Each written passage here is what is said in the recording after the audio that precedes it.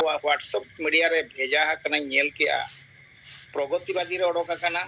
Mayurbhanj addition Baripada addition और संवाद रे आदो जहां लेका मांग मेन कना ओने उड़ीसा किन हेजलेन जोका गमके तिकिन जहां लेका लिन मेन ले एक्यूरेट उनका के ओला कना ओना रे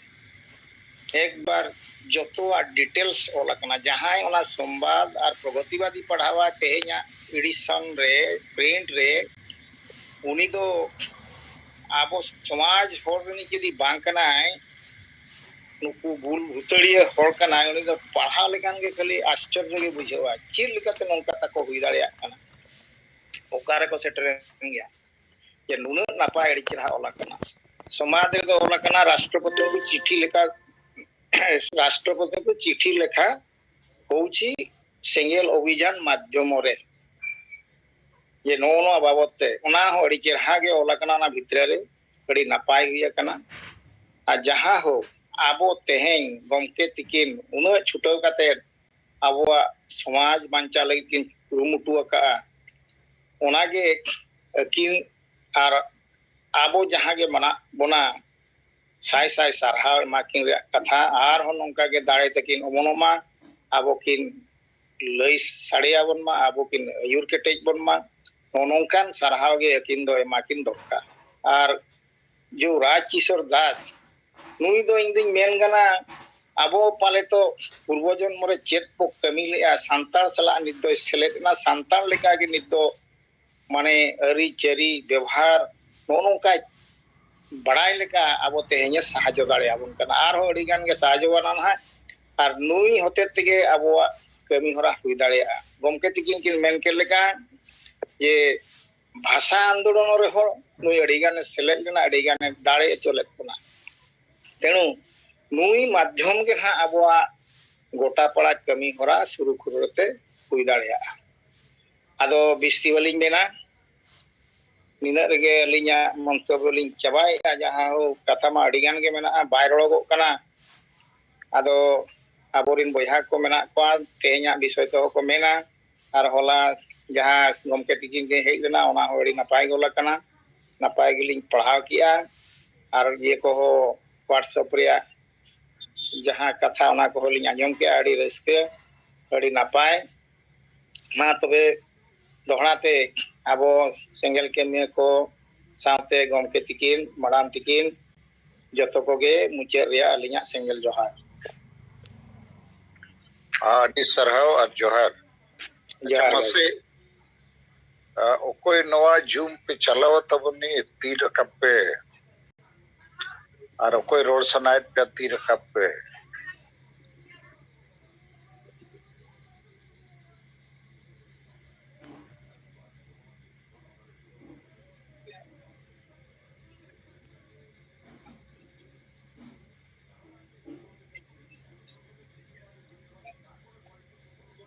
नरेंद्र हेम्ब्रम और देवनारायण मुर्मू और गणेश चंद्र मुर्मू अपे पे होड़ माइक पे खुलो दाड़िया नरेंद्र हेम्ब्रम देवनारायण मुर्मू गणेश चंद्र मुर्मू अपे पे होड़ माइक पे जोटे लेखन खुला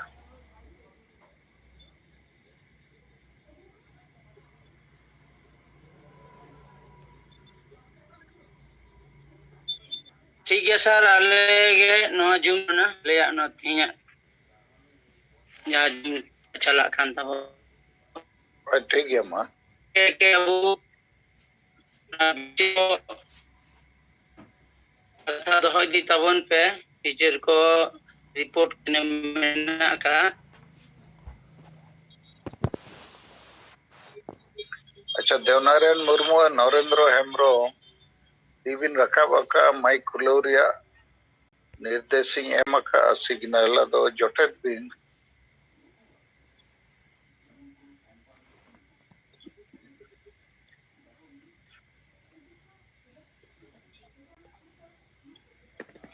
सनाम को जोहार इन नरेंद्र हेम्ब्रम उड़ीसा सेंगेल अभियान सभापति मेने गणेश इया कथा आजमो कना ᱦᱳᱭ ᱵᱮᱥ ᱜᱮ ᱟᱸᱡᱚᱢᱚᱜ ᱠᱟᱱᱟ ᱟᱫᱚ ᱛᱮᱦᱮᱧ ᱱᱚᱣᱟ ᱡᱩᱢ ᱨᱮ ᱡᱟᱦᱟᱸ ᱛᱤᱱᱟᱹᱜ ᱱᱤᱛᱚᱜ ᱵᱚᱱ ᱥᱟᱹᱢᱤᱞ ᱟᱠᱟᱱᱟ ᱤᱧ ᱯᱟᱦᱴᱟ ᱠᱷᱚᱱ ᱥᱟᱱᱟᱢ ᱠᱚᱜᱮ ᱫᱩᱞᱟᱹᱲ ᱡᱚᱦᱟᱨ साउते अबो अयुरिया दिसम गमके और मैडम सुमित्रा मुर्मू और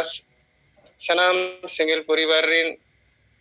बहा को मिश्रा को इन पाटा खन तेहेन अड़ी मरांग ऐतिहासिक दिन रे लेखायना तेहेन दिन रे अबो भारत दिसम रे राष्ट्रपति लेकाते अबो दिसम रेनी नवा लेकाते बन नाम केदिया ओना हो अबो आदिवासी अबो संताल समाज खना अदो तेहेन्या दिन हो ओना हिसाब ते मेन लेखान अड़ी मरांग कुसी रिया दिन कना गौरव रिया दिन कना अदो अबो जुम्मा दिन हेलो गे अबो 8 खन 10 बजे बन चलावेआ अदो तेहेन्या उनका गे अबो दिन हेलो लेका गे अबो विचार को बन सामांगा ओना साथे दिन हेलोगा अब जहां रूटीन कमी ओटा बन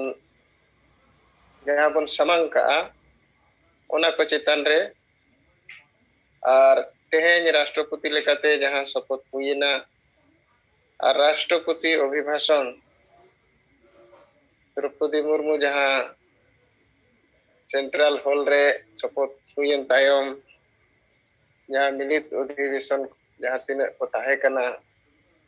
नुकु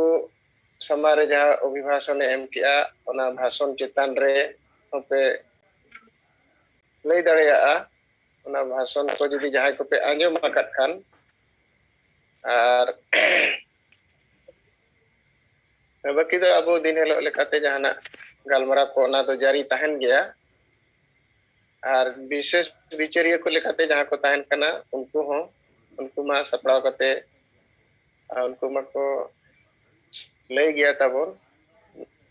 और उनको ठेन दो नवा गया आसो दो जे अबो आदिवासी सेंगेल अभियान रे दिन गे नवा को हिजुक कना को और समाज रे अड़ीगान होर अब नो जूम मीटिंग अब यूट्यूब लेकाते रिकॉर्डिंग लेकाते को आंजमे आको उनको हो सेंगेल अभियान रे विषय तक बड़ा दाड़े मा जे सेंगेल अभियान दो चेक कना चेक को कमी कना चेक लेकाय कमी कना चेक चेक को लगेने कमी कना नवा को अब दिन हेलो गे नवा दो विचार दो अब नौका जूम माध्यम ते अब बन पासनावेआ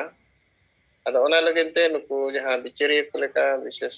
भाबरे अब उनको ताहन कना नुकु को ठेन अरदास अदो इन तेहेजा नवा जूम रे इन पाटा को लई लेकाते दो नय उड़ीसा पनत राजधानी भुवनेश्वर जोन सभापति रवि नारायण मुर्मू रवि नारायण सोरेन जहां कथा रोड किया जे होला जहां उड़ीसा रिया बारिपदा रे ओना बारिपदा जोन पाटा खन जहां सपड़ाव लेना प्रेस वार्ता को लगिन और ओनारे अड़ी सांगे प्रेस रिन मीडिया बंधु को सेटर लेना और उनको समांग रे अब दिसम गमके सलखान मुर्मू मैडम सुमित्रा मुर्मू ओना साथे मोरडा एमएलए विधायक बिजू जनता दल रिन नि है ताहे कना और सेंगेल अभियान रिन बारिपदा जोन रायरमपुर जोन रिन कार्यकर्ता को सेटर को ताहे कना अदो ओंडे जहां कथा को होला प्रेस वार्ता रे लईना ओना तो तेहेन जोतो न्यूज पेपर रे अड़ी बेस छपा कना उड़िया न्यूज पेपर जहां तीना प्रमुख मेना फोटो सलाते और जहां कथा प्रेस नोट रे एम लेन तान ओना को जोतो विस्तार ते ओला कना ओनाते उड़ीसा रे नवा अड़ी बेस मैसेज चलावेना और उनकान दिन रे चलावेना जहां चे राष्ट्रपति तेहेन भारत रे द्रौपदी मुर्मू तेहेन खन भारत दिसम रे संवैधानिक दायित्व हताव किया और अब प्रेस मीट रे जोश हो नवा के ताहे कना जे भारत दिसम रे संविधान आईन कानून लागू और ओना रे सुरक्षा लगिनते भारत नि संविधान मुख्य लेकाते द्रौपदी मुर्मू शपथे हतावेआ मेनखान जहाँ अतु पिछी जहाँ मझी मेना कोआ जनतांत्रिक पद्धति नुकु बाको मनावेआ संविधान आईन कानून बाको मनावेआ नील लेका दो अतु पिछी संविधान रपुट रिया संविधान विरोधी कमी चलाक कना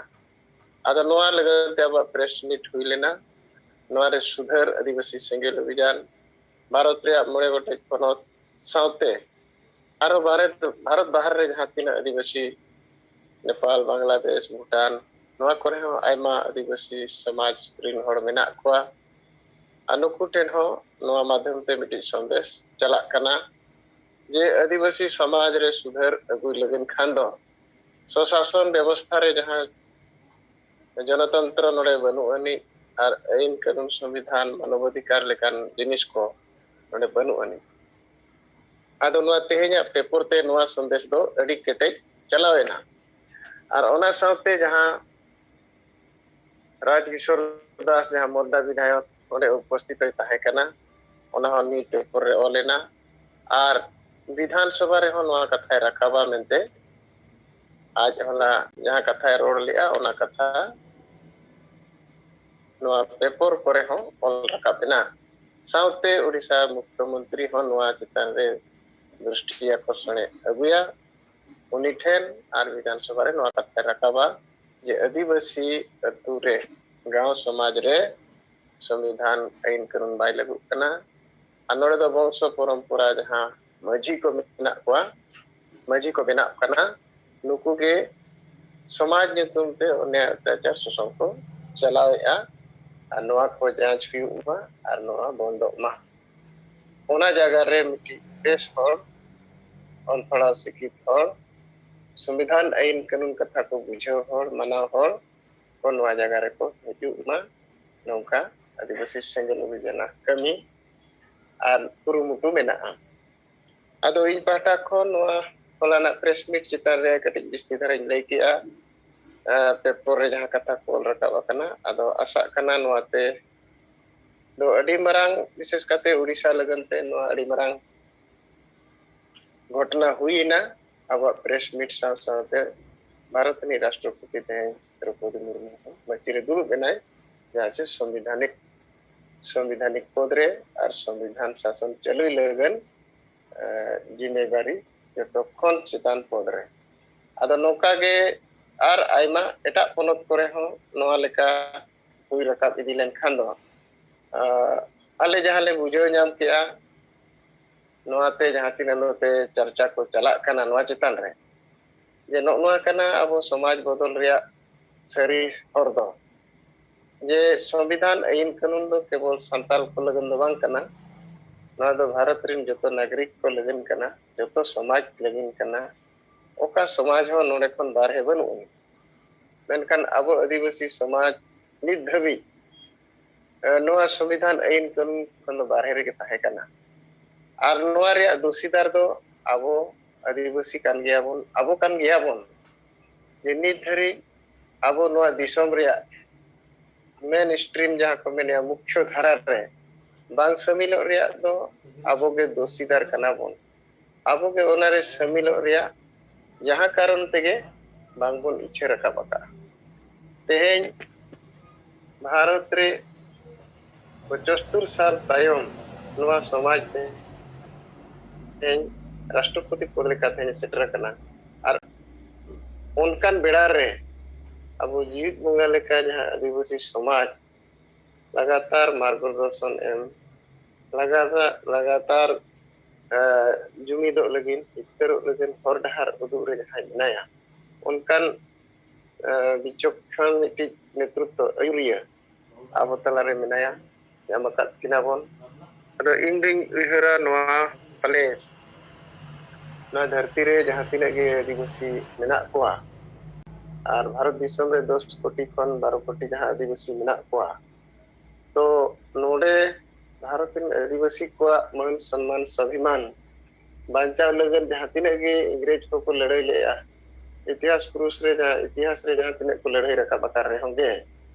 तो नोआ नितो गा लड़ाई दो ना अड़ी निर्णय को करना और नोआ दो बुद्धि और ज्ञान रे लड़ाई करना और नौकाना लड़ाई बेड़ा रे अब आयुरिया लेकाते विचार लेकाते संगठन लेकाते जत्तो लेकाना ते मिटी अब हर डाहार बन ᱧᱟᱢ केआ आदो नोआते बुझो कना अब नितो कमी ठीक गे मेना अब जहाँ तिना गे नोडे सेंगेल परिवार रे समगम के सला मेना बना अड़ी भाग्यवान और अड़ी गौरव अनुभव रे कथा कना और नोआ चितान रे इन पास्टा खन दो ओलाना प्रेस मीट रे अड़ी खुशी बुझाइना गोटा तेन दो नोआ चर्चा रे विषय बनावा कना और दोसर कथा लेका तो राष्ट्रपति अभिभाषण चितान रे जहाँ तिना कथा को आंजम किया आदो अकिन जहाँ तिना कथा को किन लई किया नोआ भाषण रे राष्ट्रपति शपथ हुयन तायम जे आदिवासी प्रकृति सला जुड़े होड़ कना को और उनकाना परिवेश रे किन हरा कना और धरती रे आदिवासी दो प्रकृति सला जुड़े कते अकवा जीवन शैली को लहाइआ और आदिवासी के प्रकृति मेनते मिटी व्याख्या लेकाते किन रोड रकाबका और उनकान समाज जहाँ समाज जतो खन तायम रे मेनाया शिक्षा रे स्वास्थ्य रे जतो लेकान क्षेत्र रे मेनकान अकिन ओना समाज खन हेकाते नुना मारांग सर्वोच्च जगह रे किन सेटर कना तो संविधान रे शक्ति कना और नोडे खन प्रेरणा मिटी पूरे भारत दिसम रे हर को लगिन जे इन हर जुदी इच्छा शक्ति ताय तहना और उनिया इच्छा शक्ति ते उनी आज भारत रे संविधान उनी गोड़ो आया है आदो ओना कथा किन रोड रकाबका और नोडे दो जहाँ तिना कथा किन मेनका अबो लगनते जोहार मेन कते सनम कुकिन संबोधन कटवा अनवा हो अब आड़ांग लेकाना कना तो हंते हते खन जतो कथा नेल कते बुझोआ जे द्रौपदी मुर्मु अंतर रे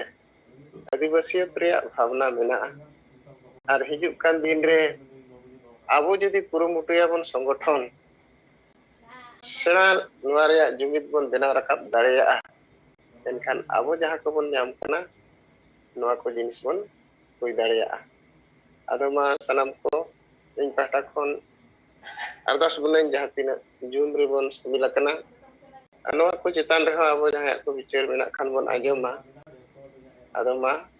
इन कथा निने गिन विचारिया सनम को जोहार और मिमिटी ते माइक को झिकते अब कथा को बन दोया आदो नितो दो इन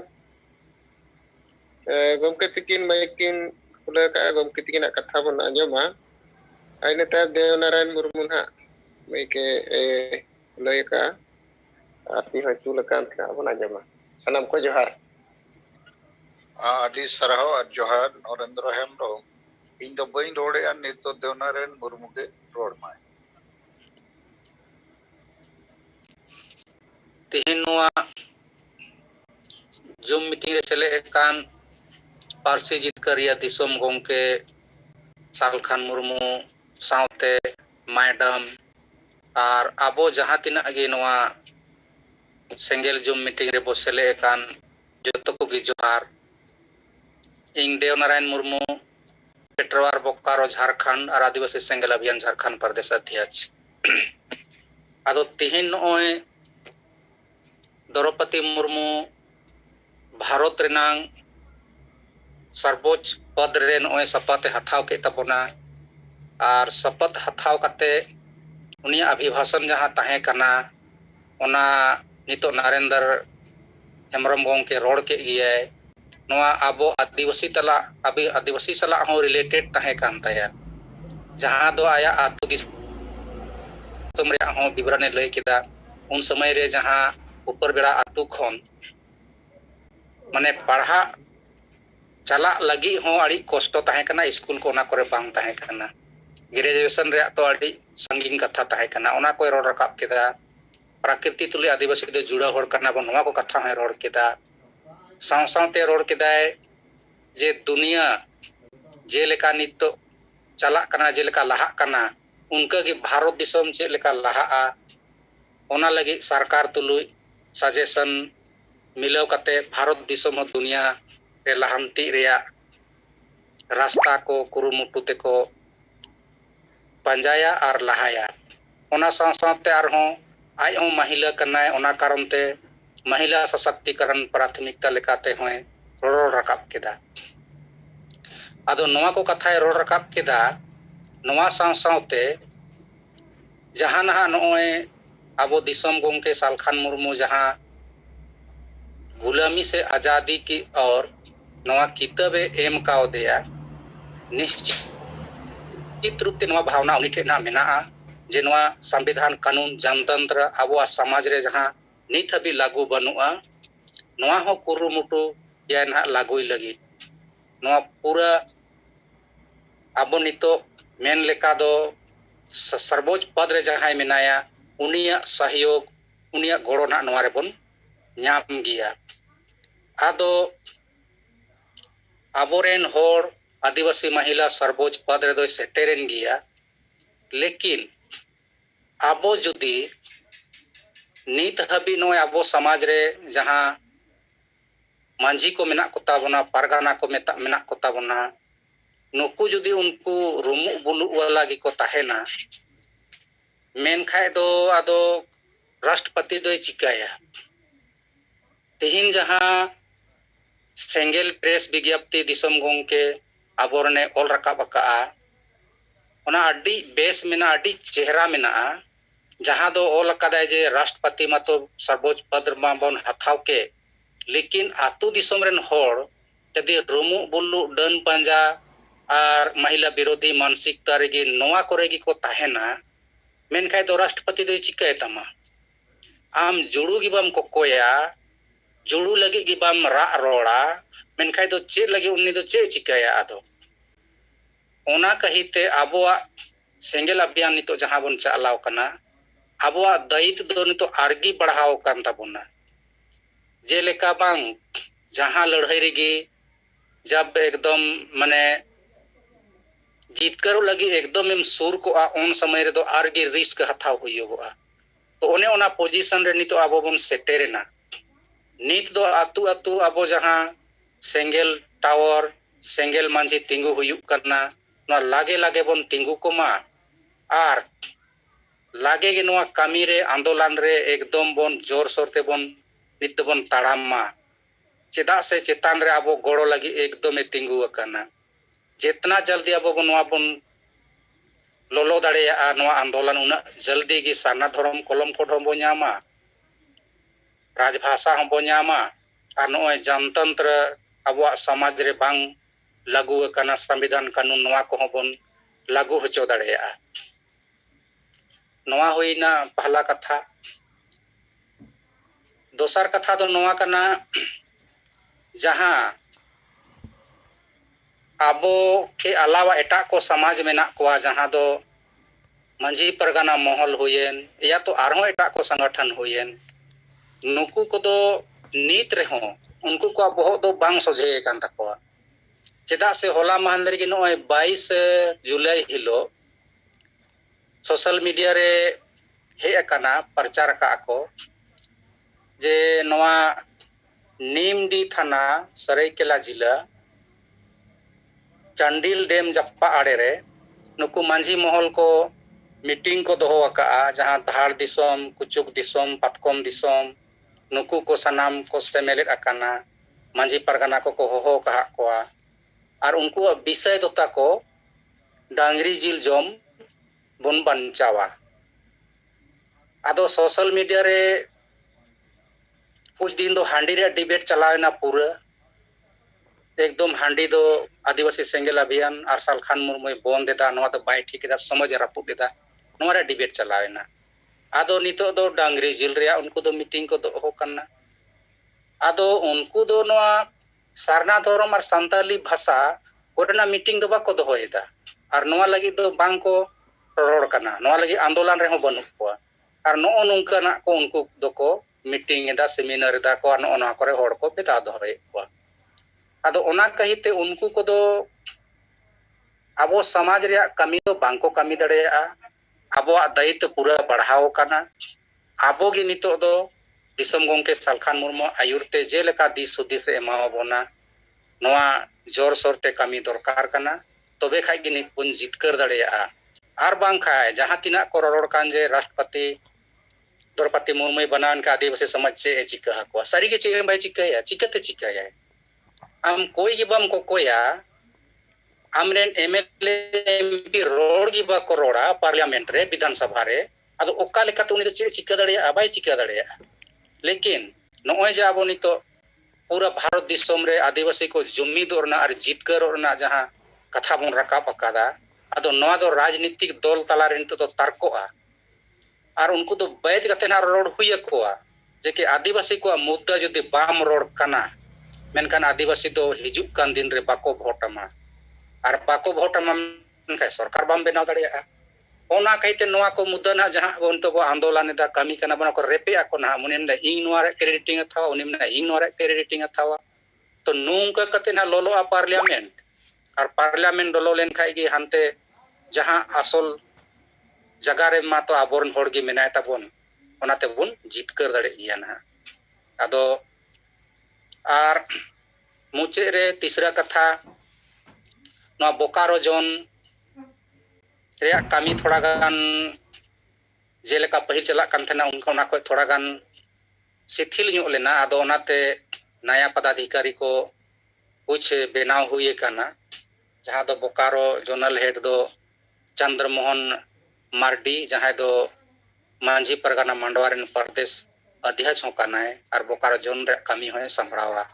उनका की बारिया असिस्टेंट जोनल हेड जहां दो मिटे ओलेसरी हेमब्रम महिला कनाय रामगढ़ जिला गोलापार खंड रेन और उनका की मिटे असिस्टेंट जोनल हेड इरटल रेन जहां दो अनिल हासदा कनाय गिरिडी रेन उनी हो नोआ बाछन रे मेनाया नुकु को लैते ना कमी अबो सेन आरहों बढ़ाव दड़ेया मानिना को लई बड़ा कते गी जतो को जोहार गी अमसरा को जोहार मुर्मू पुरुलिया जनरल प्रेसिडेंट अधिबल विजय चमा rekan Masingger Jumre Bu Ren Jiwat Bunga Salkan Murmu Madam Murmu Sanam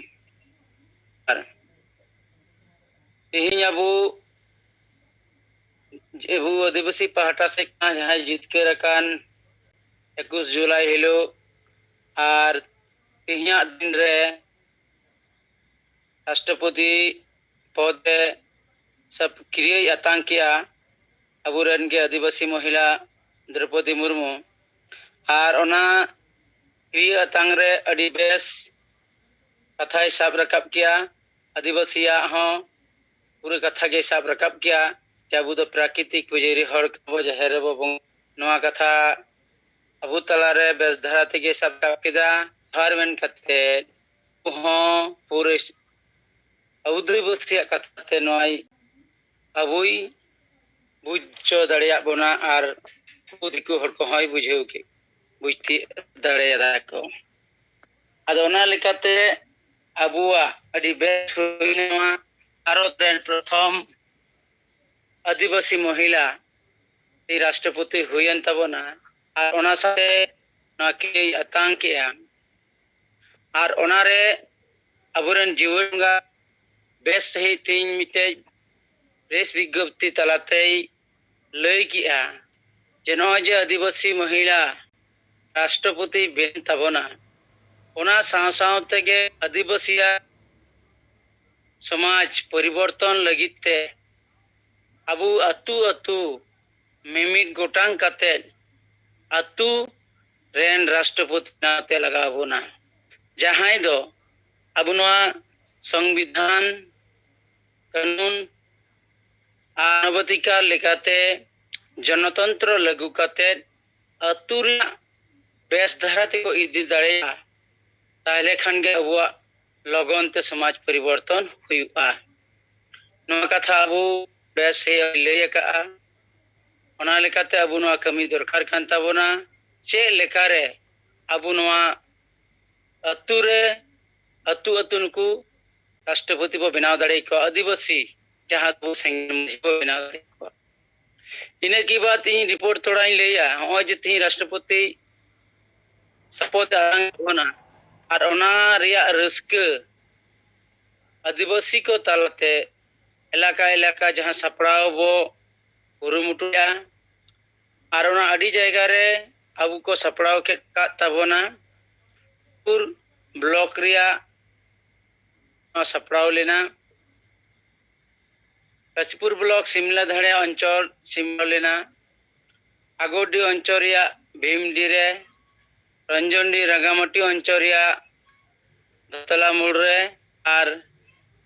नते गौरांगडी तालाजुड़ी Rana पिया अंचल आते लोहाट स्कूल रे अदो नवा व्यस्त हुई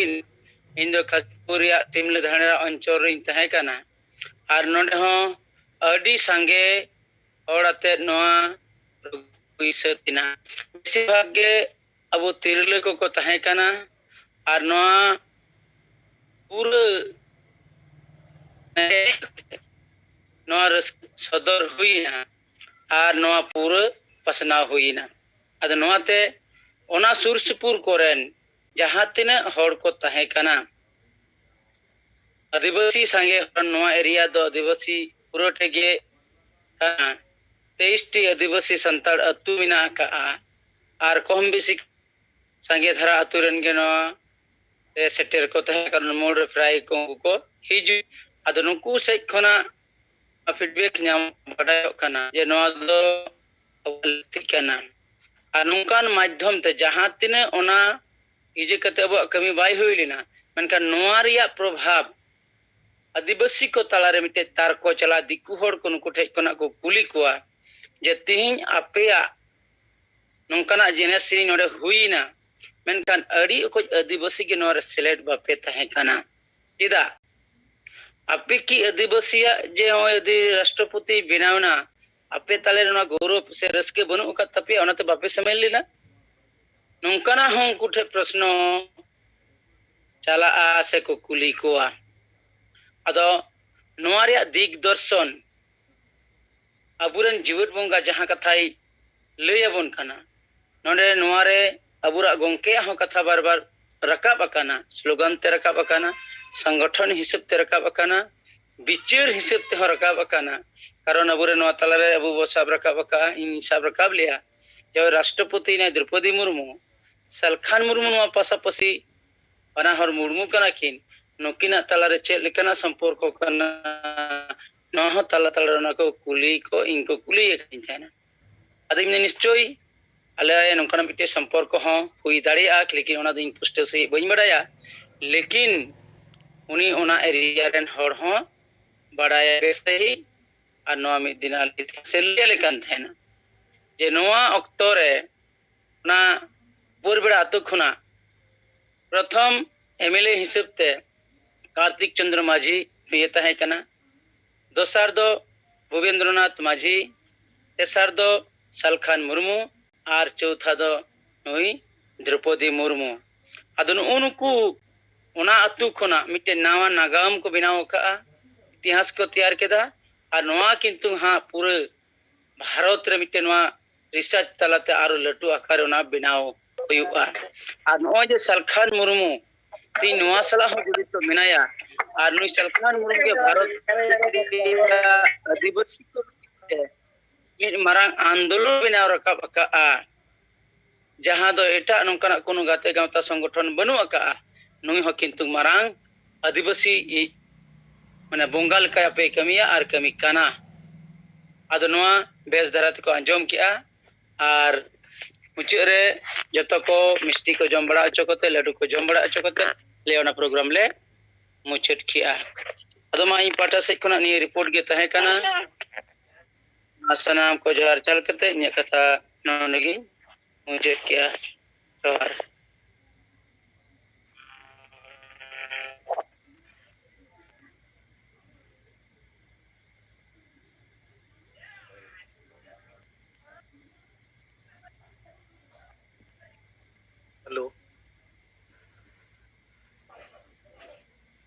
हाँ कविराज दा अंजमोग कना और दिन जो सल लेट ट्रेन दाड़िया ये को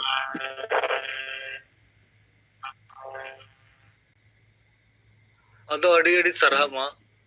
बेस कथा दो किया ठीक है भाई ऐतिहासिक दिन करना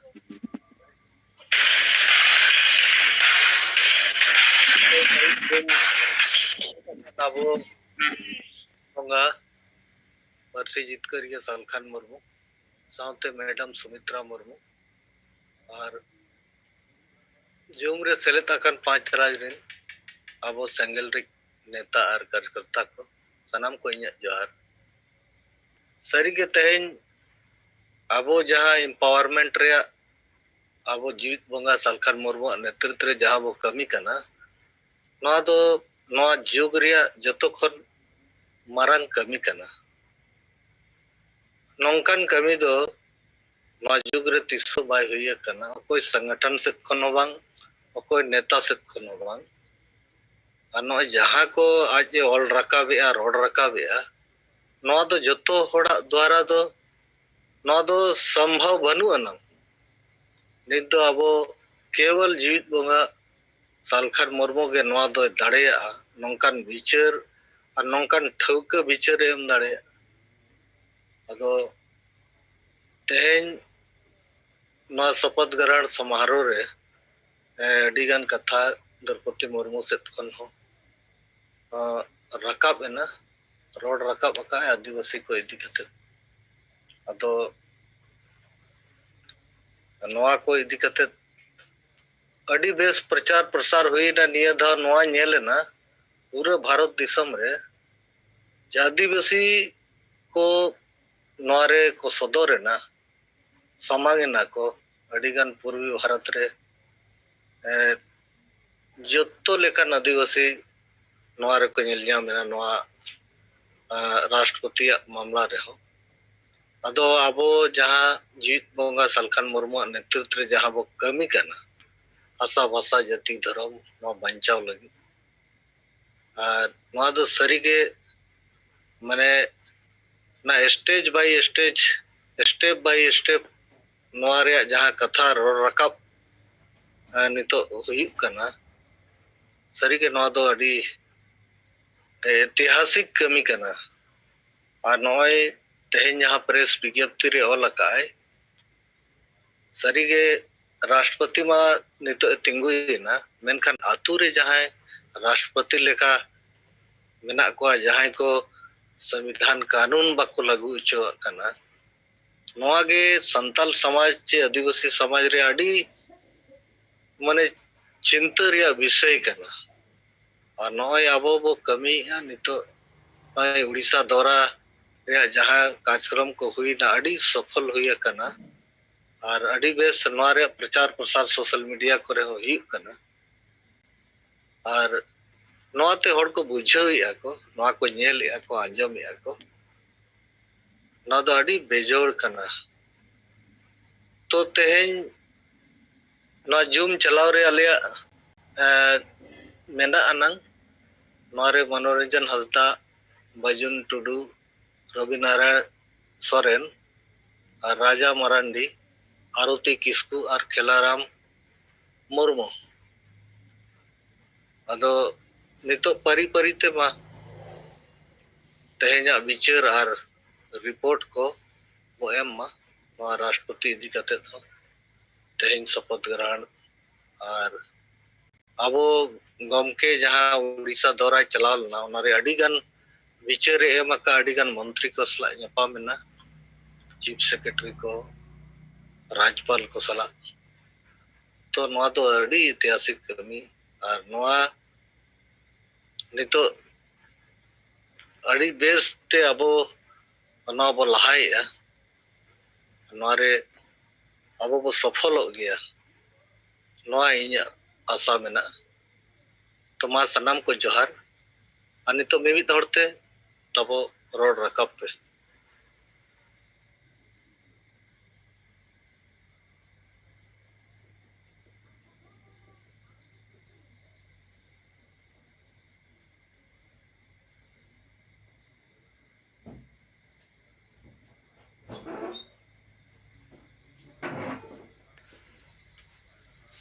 मनोरंजन हंसदा मेनाय खान तो अब सेत खन तेहन विचार लेका तो एम दाड़े या Ravi Narayan Soren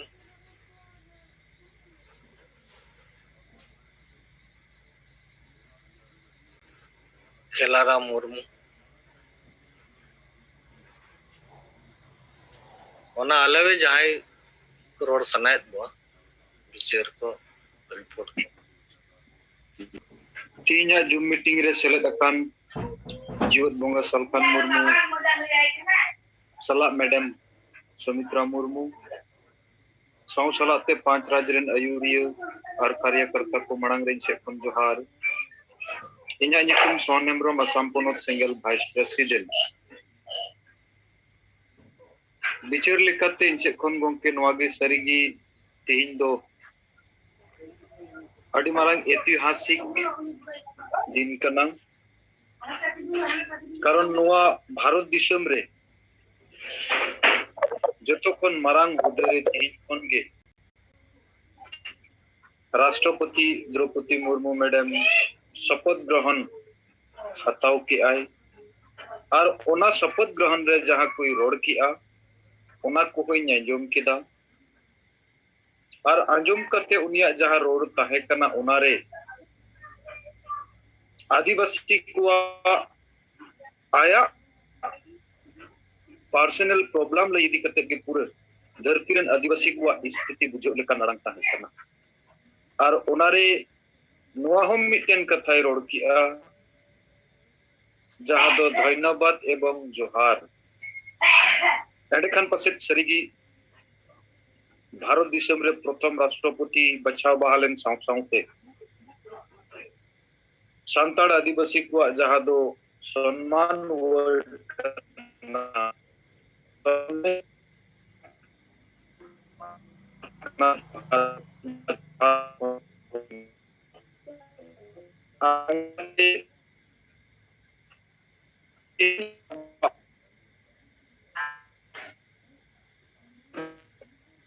nyam kia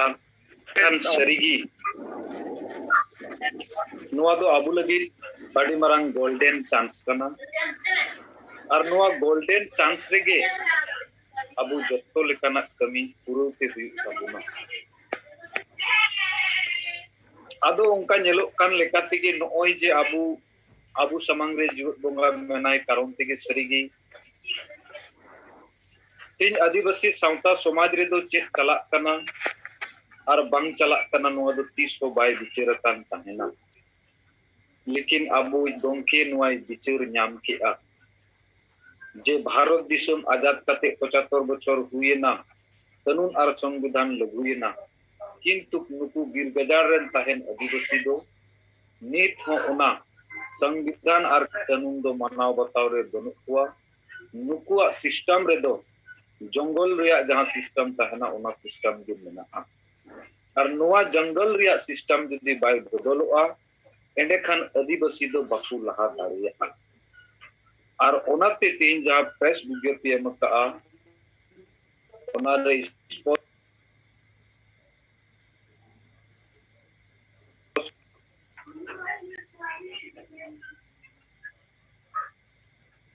hello गोंके आंजमो कान गया तालारे डिस्टर्ब लेना या फोन हेज लेना आंजमो कनो अच्छा और ओनारे ओलसदर उतर काट गया जे तिहिन धरती रे राष्ट्रपति लेकाते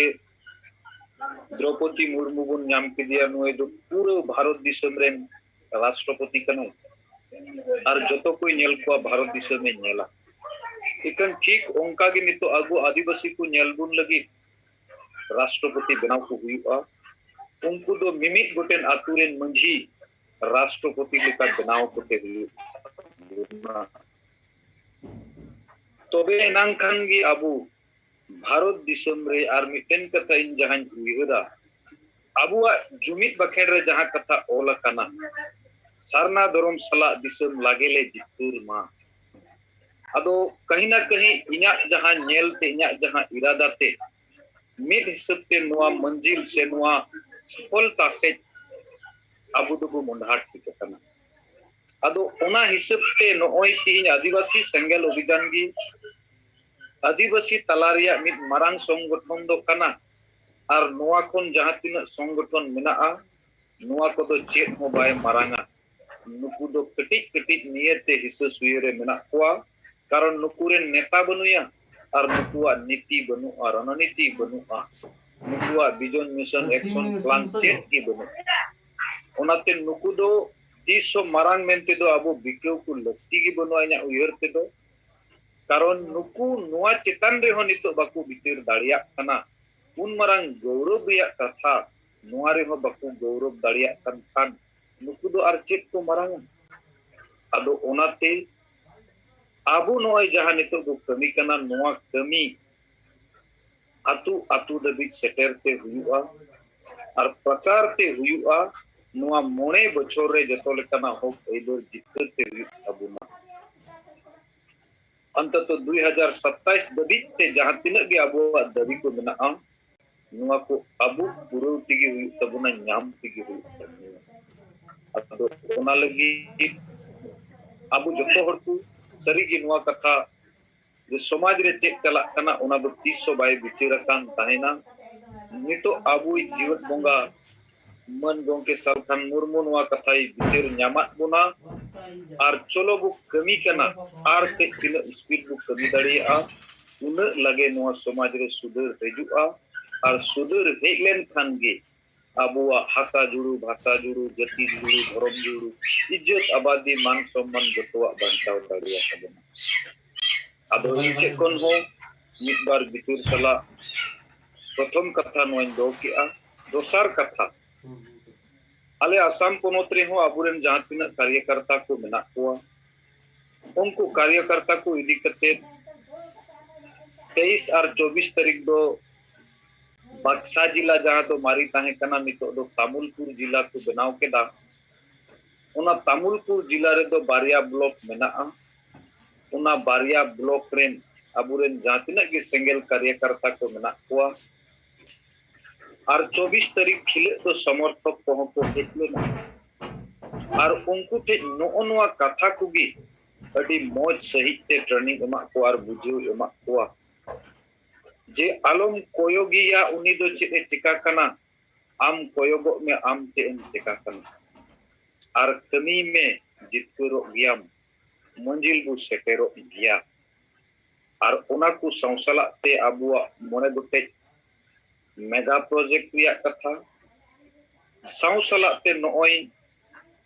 9 अगस्त दो ना अब विश्व आदिवासी दिवस कना ओना विश्व आदिवासी दिवस रे अबु दो चेतन पर निर्देश मेना प्रत्येक टी ब्लॉक रे संकल्प दिवस लेकाते बो मनावा और तिना बो दाड़िया अबु हरो बांदी कते उनिल दो सेटेरोआ और ओंकाते अबुआ जुमिद होबुन उदुग सदरा संसला ते मोने गोटे दाबी इदी कते भारत दिसम रे दुरुकान पुइलु आदिवासी महिला राष्ट्रपति मैडम द्रौपदी मुर्मू केन अबुआ दाबी देवा बु समांगा ओना लगिते दलाबु प्रत्येक टी ब्लॉक रेगी ओड़ा ओड़ा दाबी नोआ मैसेज सेटेरो मा जे नोआ गोल्डन चांस रे दो अबु गोल तिगी हुई तबुना और बांखान दो आदिवासी समाज और सावता दो चबा गया संताड़ होबुन आत उतरो गया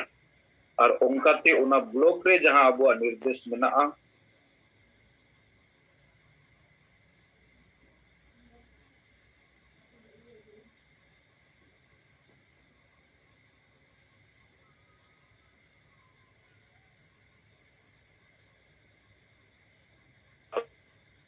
कोड़ा होड़ कुड़ी होड़ मिसाल मेना कोआ अदो ओडे मेना को अबुरे नायुरिया को बजुन टुडू चौडल मुर्मू रामलाल हेम्ब्रम रुमिला टुडू सावसला तारो अडिगा उनको नोआ दायित्व एमटुव कना और नुकु कथा को एमा कना अडी कम समय ते नोआ पुरो कते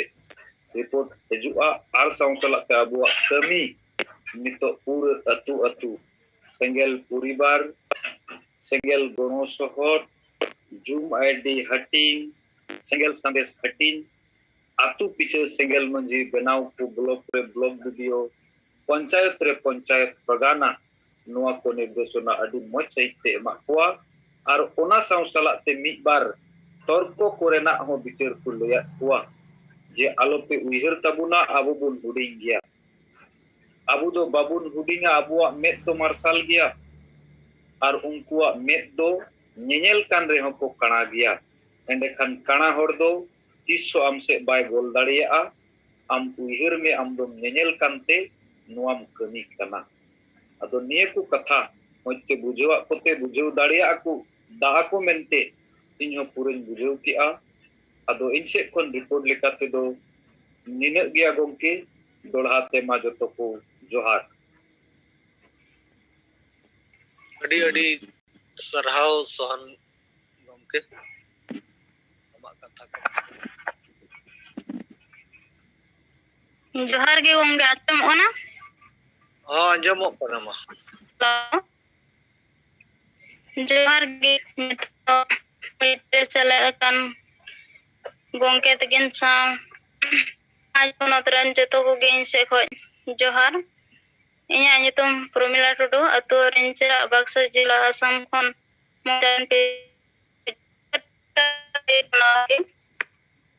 तो ᱢᱤᱫ ᱜᱩᱣᱟᱹᱲᱤ ᱟᱹᱛᱩ ᱨᱮ ᱜᱟᱞᱢᱟᱨᱟᱣ ᱞᱮᱱᱟ। ᱚᱱᱟ ᱜᱟᱞᱢᱟᱨᱟᱣ ᱨᱮ ᱟᱞᱮ ᱥᱮᱴᱮᱨ ᱞᱮ ᱛᱟᱦᱮᱸ ᱠᱟᱱᱟ ᱤᱧ ᱜᱮ ᱟᱨ ᱢᱟᱹᱡᱷᱤ ᱜᱳᱯᱟᱞ ᱦᱟᱸᱥᱫᱟ ᱟᱨ ᱱᱤᱛᱚᱜ ᱥᱮᱸᱜᱮᱞ ᱥᱮᱱᱟ ᱞᱮᱠᱟᱛᱮ ᱜᱳᱯᱟᱞ ᱦᱟᱸᱥᱫᱟ ᱜᱮ ᱛᱟᱦᱮᱸ ᱠᱟᱱᱟ ᱟᱨᱦᱚᱸ, ᱟᱨ ᱢᱚᱫᱚᱱ ᱠᱤᱥᱠᱩ ᱟᱨ ᱪᱟᱲᱟᱠ ᱵᱮᱥᱨᱟ। ᱛᱚ ᱟᱞᱮ ᱚᱸᱰᱮ 5 ᱡᱚᱱ ᱦᱚᱲ ᱥᱮᱴᱮᱨ ᱞᱮ ᱛᱟᱦᱮᱸ ᱠᱟᱱᱟ। ᱛᱚ उनको जहाँ समस्या चितान रे आले गलमाराव को ये लेदा माने डन बा को मेताव को कना ओना रेया समस्या चितान रे गलमाराव को होहलदा आदो ओना उनको समाज में उनको अतु रे 11 जन घरज मेना 11 टी घरज आदो उनको चितान रे मिद बनुआ उनको दो हिस्सा सुये तिहिन डर मेन जंगना मा गजोरे कथा को मेन जंगन कना ओना कारण ते उनको दो जुमिद दो एकाल बनुआ ओंडे दो आदो ओना को तान गे गपल मारता आदो ओना को इयते आतिन उनको जुमिद दुड़ुब लहा हुयुक कान थाना तायम ते दो बांग हुयुक कना जाम जी थान कोले नेल केदा गजार चाबा गया उनको जतो ओना ओड़ा को को बेटटी लेदा ओना को हरपुत कना तो उनको दो पूरा बको मिलक कना आदो ओना को तिहिन ओना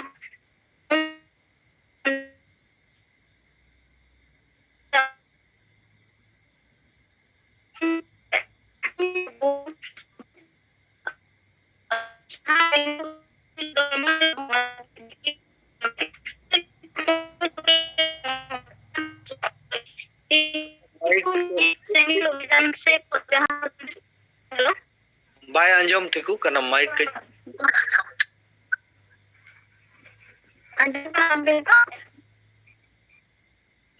हेलो हेलो अंजमोग कना नितो ओका जो ठीक मा ले में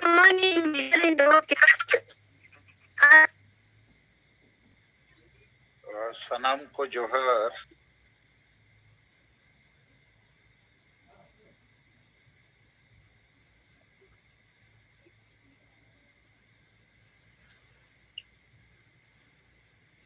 कविराज आंजमोग कना सर अंजमोग अच्छा इन मिद बार कथा लय सनኝ कना। एक नंबर नॉय तेहें द्रौपदी मुर्मू भारत दिसम रेया जते खोज उसूल पिंडे रे दुड़ुब एनाय कुर्सी रे दुड़ुब एनाय आदो नोआ दो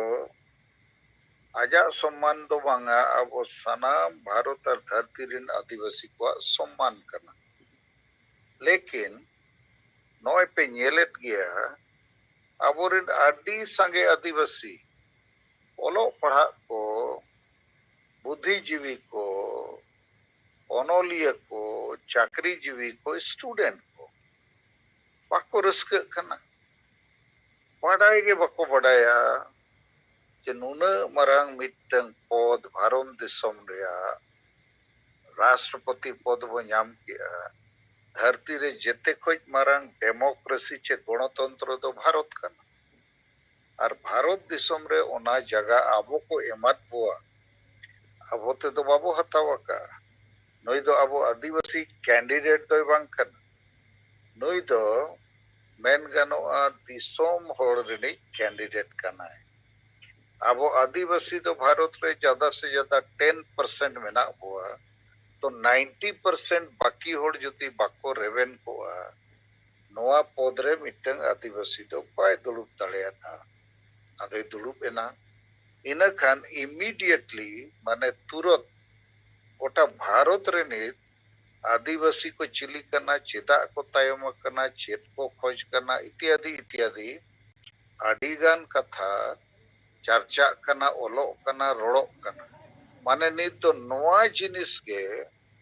बार बार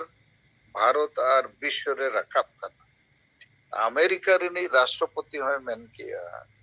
जे अडी मरांग सम्मान भारत दिसम रिन होड़ भारत रिन आदिवासी को एमकाउट हुआ राष्ट्रपति पद रे मिटंग आदिवासी महिला समंग कते जहां कमी अमेरिका लेकाना जेते खोज मारे जनतंत्र चे गणतंत्र 200 साल हुई ना ओंडे हो मिटंग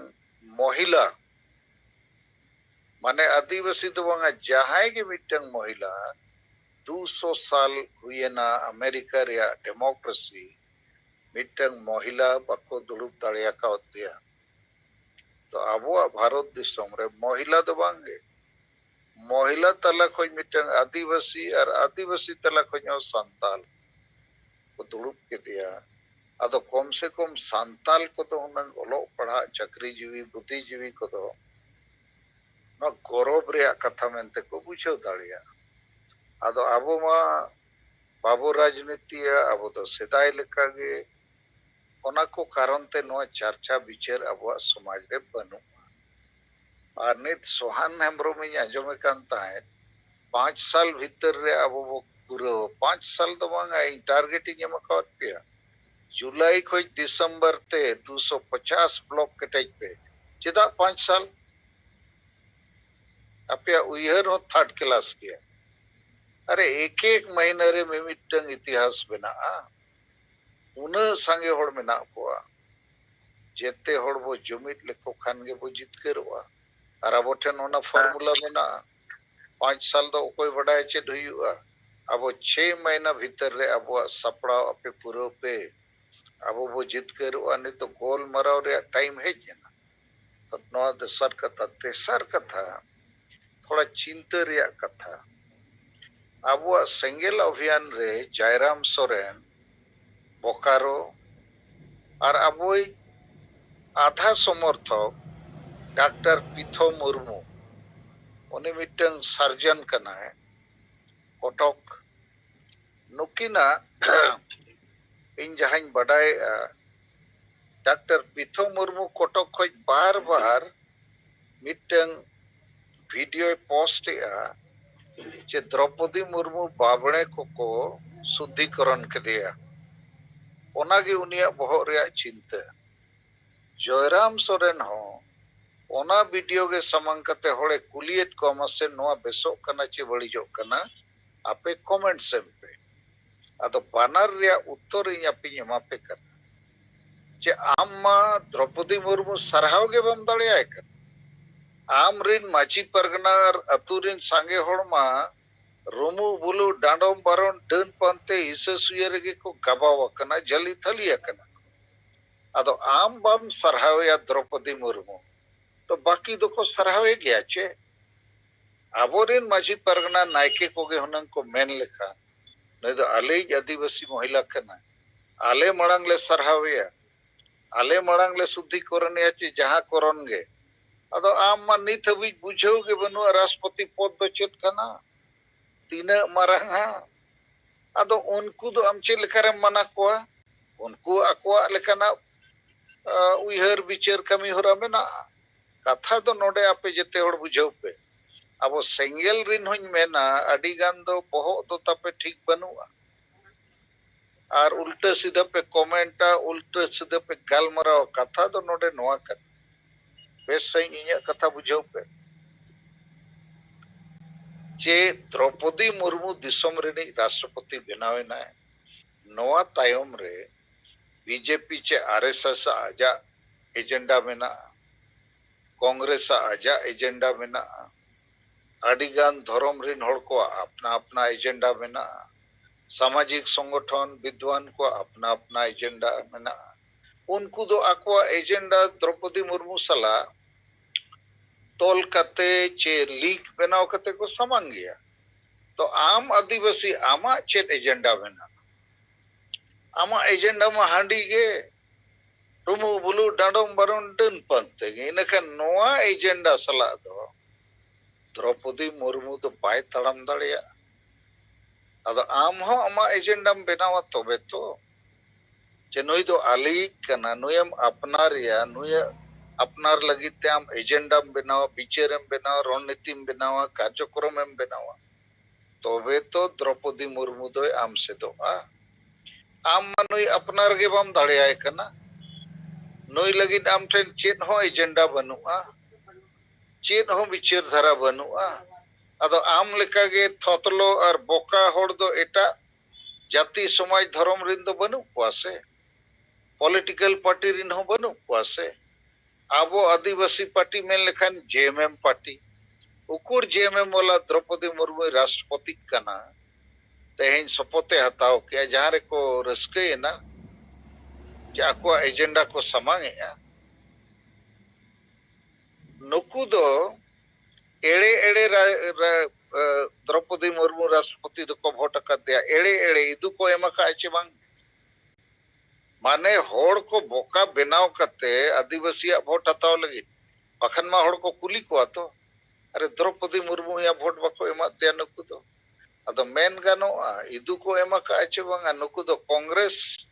और राजद पार्टी सला यशवंत सिन्हा जहां प्रेसिडेंट कैंडिडेट ताहे कना ओना पस्टारिन होड़ कना को तो इन आपे अडी बेस से इन बुझेत पे ओने डॉक्टर पिथो मुर्मू हुयु चे अबो जयराम सोरेन हुयु ओकारो चे एटा को चेत को चिकाय ओना ते दो चेता आपे बहुत खराब कना आबो चेत बो चिकाय चेत बाबो चिकाय चेत लेखाते वो ठीक है ओना चितान रे एनर्जी एम दरकार से अदो नेला आपे उल्टे खोपड़ी को तिना गान मेना पे तबो आपे बुझोगे बापे बुझो दाड़े अरे मान लिया बीजेपी आरएसएस से मैंने सब आदिवासी को हिंदू बनाएंगे तो तीन अतुरे अबोरिन माझी हड़ाम चे माझी मोड़े हड़ को मैंने हम लोग सरना धर्म बनाएंगे बाको मैंने चिल्ली हो बाको मैंने इन खान बीजेपी आरएसएस से मैंने उन्हीं तो मेन गया उन्हीं तो नोआ गया जा एजेंडा में ना तो हम एजेंडा के बनुआ और जहां होड़ा एजेंडा बनुआ इन खान चेत जुड़ू ᱧᱟᱢᱟ चापो जुड़ू गेसे हांडी परवे चखना जील बॉल फुटबॉल धुती सड़ी नोआ एजेंडा और नोआ जुड़ू गेम ᱧᱟᱢᱟ चापो जुड़ू अदो तबो आपे को इन अडी चिंताई बुझावा तिना गान होड़ उनका के मिटंग राजनी मुर्मू मेनाया दिन गे रोड के आए द्रौपदी मुर्मू बेकार गया रबर स्टाम्प है नित होय रोड़े अरे तेहें राष्ट्रपति बनाव कते शपथ हताव कते प्रथम शब्द लई किया जोहार जोहार सला प्रणाम नमस्कार हो बाय मेनला सबको जोहार इनते हम अजा कथा रोड के तो राष्ट्रपति तीर दो आदिवासी गोगोज चे बंचाव रे डायरेक्ट पावर बनु ओना बुझो पे राष्ट्रपति दो पार्लियामेंट कानून को बनावा ओना साइन रे अधिकार मेना और थोड़ा बहुत अधिकार तो मेना किया मेन खान आदिवासी गोगोज रे कमी दो पार्लियामेंट रे जदि कानून पासोआ इन खान द्रौपदी मुर्मू दो चिकाया भारत रे पार्लियामेंट रे 41 एमपी आदिवासी मेना को और 1000 गान एमएलए मेना को जते विधानसभा में सकते और नुकु थतलो भतलो और बुकुसु चेन हो बाको चिकाया और द्रौपदी मुर्मू बो दोसेया नुये नंकाया चे उनकाया नितमा तेहिंगे सपोते हतावा का और नुया ती रे तो जते पावर थोड़ी मेना ने तो प्राइम मिनिस्टर तो बांग कर अमेरिका लेकानी राष्ट्रपति तो बांग करना है आदो बुझो पे और जहां को अड़ी पे चिंता करना जे द्रौपदी मुर्मू बेकार गया आदिवासी को लगे खतरा बढ़ा ओना इदी कते मना ओए 23 तारीख फेसबुक व्हाट्सएप पर ओलका अरे नई जदि बाबू कुसिया कने नखान ओकोय बो राष्ट्रपति या मसे लई पे जे ओकोय राष्ट्रपति ना हेज लेनखान अबोय बंचाव बो आदिवासी दो मिटंग द्रौपदी मुर्मू दो बंगा गेल गोटे द्रौपदी मुर्मू बाको बंचाव दाड़िया बो जदि आबो आबो हासा भाषा जाति धर्म रे एजेंडा बाबो समांगा जदि आबो बाबो जुमिदोआ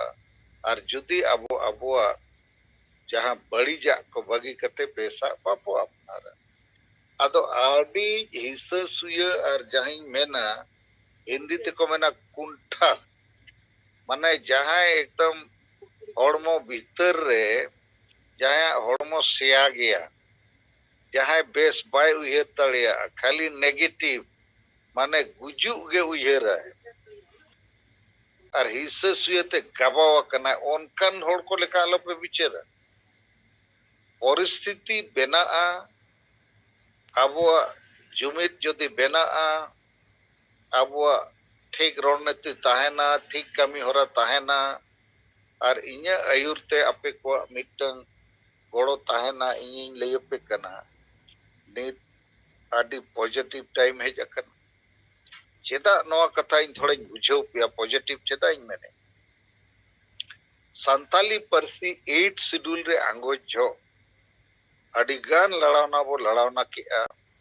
रेल रोको रोड रोको संताली भाषा रात बोर्डो क्या मीटिंग रैली जुलूस मानते लेकिन भारत रे पार्लियामेंट रे अटल बिहारी वाजपेयी सरकार दो केवल बोडो भाषा के 8 शेड्यूल रे पास लगी प्रस्ताव अगुला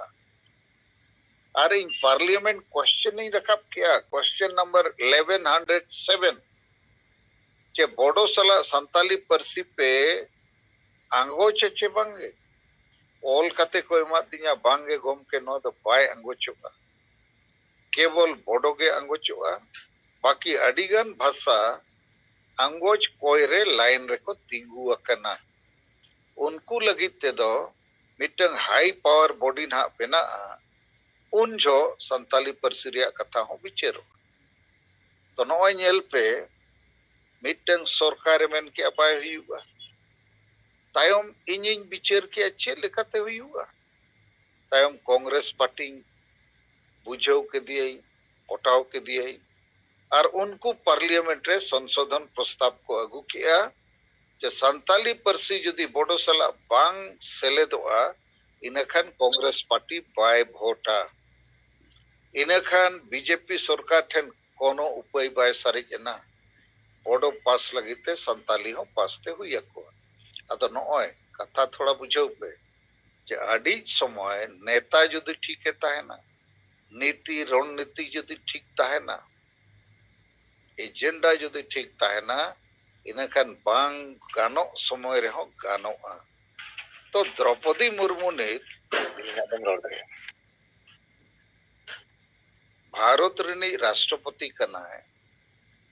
नई दो आबो जदि बो मेना सरना धर्म कोडे मानत गट का ओका आधार ते मानता है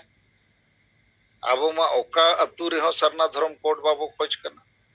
नवा सरना धर्म कोड हो सलखान मुर्मू और आदिवासी सेंगेल अभियान गे 30 जून 2022 दिल्ली जंतर मंतर रे सरना धर्म कोड रे सेंगेल बजुल क्यार ओकोय को सेंगेल को जुल का मसली पे अदो बो मेना द्रौपदी मुर्मू मा हिंदू कनाय चे चिका कनाय अरे आमा चेतहो बम रोड़े चेतहो बम बिचारे आमा चेतहो पुष्टो एजेंडा बनुआ द्रौपदी मुर्मू दसे कना यदि भारत रे 5 राज्य रे 250 ब्लॉक रे आबो आदिवासी सेंगेल अभियान रे होड़गे मिटंग तारीख रे मिमिट हजार हण हो 250 ब्लॉक रे बो तिंगु कटेजोआ जिला मुख्यालय रे दिल्ली दुलका दिल्ली हिला ᱟᱫᱚ ᱟᱵᱚ ᱫᱚ ᱵᱟᱵᱚ ᱠᱟᱹᱢᱤᱭᱟ ᱟᱨ ᱫᱨᱚᱯᱚᱫᱤ ᱢᱩᱨᱢᱩ ᱵᱚ ᱫᱚᱥᱮᱭᱟ। ᱟᱫᱚ ᱤᱧ ᱟᱯᱮ ᱥᱟᱯᱷᱟᱧ ᱞᱟᱹᱭ ᱟᱯᱮ ᱠᱟᱱᱟ, ᱱᱩᱭ ᱟᱹᱰᱤ ᱫᱩᱠᱤᱧ ᱵᱩᱡᱷᱟᱹᱣᱮᱜᱼᱟ ᱟᱵᱚ ᱨᱮᱱ ᱱᱚᱝᱠᱟᱱ ᱱᱮᱛᱟ ᱠᱚ ᱵᱳᱠᱟᱨᱳ ᱣᱟᱞᱟ ᱢᱤᱫᱴᱟᱝ ᱢᱟᱱᱮ ᱚᱱᱟ ᱵᱤᱪᱟᱹᱨ ᱞᱟᱹᱜᱤᱫ ᱦᱳᱣᱟᱴᱥᱮᱯ ᱪᱮᱫ ᱠᱚᱨᱮ ᱪᱟᱞᱟᱣᱮᱜᱼᱟ ᱡᱮ ᱫᱨᱚᱯᱚᱫᱤ ᱢᱩᱨᱢᱩ ᱠᱚ ᱯᱚᱸᱰᱤᱛ ᱠᱚᱠᱚ ᱱᱚᱝᱠᱟᱭ ᱠᱟᱱᱟ ᱥᱩᱫᱷᱤᱠᱚᱨᱚᱱ ᱪᱮᱫ ᱯᱮ ᱢᱮᱱᱮᱜᱼᱟ, ᱢᱟᱱᱮ ᱞᱟᱹᱭ ᱥᱟᱱᱟᱭ ᱠᱟᱱᱟ ᱱᱚᱣᱟ ᱟᱹᱰᱤ ᱵᱟᱹᱲᱤᱡᱚᱜ ᱠᱟᱱᱟ। ᱵᱷᱟई ᱵᱟᱹᱲᱤᱡᱚᱜ ᱟᱨ ᱵᱮᱥᱚᱜ ᱚᱱᱟ ᱫᱚ ᱩᱱᱠᱩᱣᱟᱜ ᱠᱟᱹᱢᱤ ᱠᱟᱱᱟ, ᱠᱚ ᱠᱟᱹᱢᱤ ᱜᱮᱭᱟ। ᱟᱢᱟᱜ ᱪᱮᱫ ᱠᱟᱹᱢᱤ ᱠᱟᱱᱟ? ᱟᱢᱮᱢ ᱠᱟᱹᱢᱤ ᱠᱟᱱᱟ ᱡᱮ ᱟᱢᱟᱜ ᱥᱚᱢᱟᱡᱮ ᱠᱟᱹᱢᱤ ᱠᱟᱱᱟ? ᱵᱟᱭ ᱠᱟᱹᱢᱤ ᱠᱟᱱᱟ। ᱟᱵᱚᱨᱮᱱ ᱩᱱᱟᱹᱜ ᱥᱟᱸᱜᱮ ᱦᱚᱲ ᱠᱚ ᱠᱷᱨᱤᱥᱛᱟᱱ ᱮᱱᱟ, ᱚᱠᱚᱭ ᱵᱚ ᱢᱟᱱᱟ ᱠᱮᱫ ᱠᱚᱣᱟ? ᱪᱮ ᱟᱵᱚᱨᱮᱱ ᱢᱟᱹᱡᱷᱤ ᱯᱟᱨᱜᱟᱱᱟ ᱵᱮᱵᱚᱥᱛᱷᱟ ᱪᱮ ᱢᱟᱹᱡᱷᱤ ᱢᱚᱬᱮ ᱦᱚᱲ ᱠᱚ ᱢᱟᱱᱟ ᱠᱮᱫ ᱠᱚᱣᱟ? ᱟᱵᱚᱨᱮᱱ ᱟᱹᱰᱤᱜᱟᱱ ᱦᱚᱲ ᱠᱚ ᱦᱤᱱᱫᱩᱜ ᱠᱟᱱᱟ, ᱚᱠᱚᱭ ᱠᱚ ᱢᱟᱱᱟᱭᱮᱫ ᱠᱚᱣᱟ? ᱛᱚ ᱢᱮᱱ ᱨᱮᱭᱟᱜ ᱫᱚ ᱟᱯᱮ ᱛᱤᱱᱟᱹᱜ ᱜᱟᱱ ᱦᱚᱲᱟᱜ ᱵᱚᱦᱚᱜ ᱨᱮᱦᱚᱸᱧ ᱧᱮᱞᱮᱜᱼᱟ ᱚᱱᱟ ᱠᱷᱚᱯᱲᱤ ᱛᱟᱯᱮ ᱴᱷᱤᱠ ᱵᱟᱹᱱᱩᱜᱼᱟ। ᱟᱫᱚ ᱤᱧ ᱫᱚ ᱢᱤᱫᱴᱟᱝ ᱨᱚᱲᱱᱤᱛᱤ লেখাতে ᱟᱯᱮ ᱵᱩঝাᱹᱣ ᱥᱟᱱᱟᱧᱟ, ᱟᱵᱚ ᱫᱚ ᱱᱤᱛ ᱫᱚ কনফ্রন্টেশন ᱫᱚ ᱵᱟᱝᱜᱮ, नेगेटिव दो बांगे, पॉजिटिव बो थिंक मा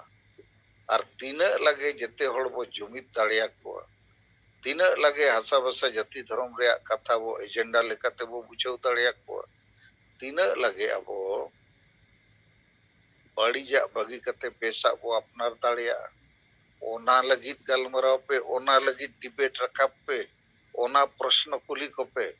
आदो ओना बांग कते डॉक्टर पीथो मुर्मू लेका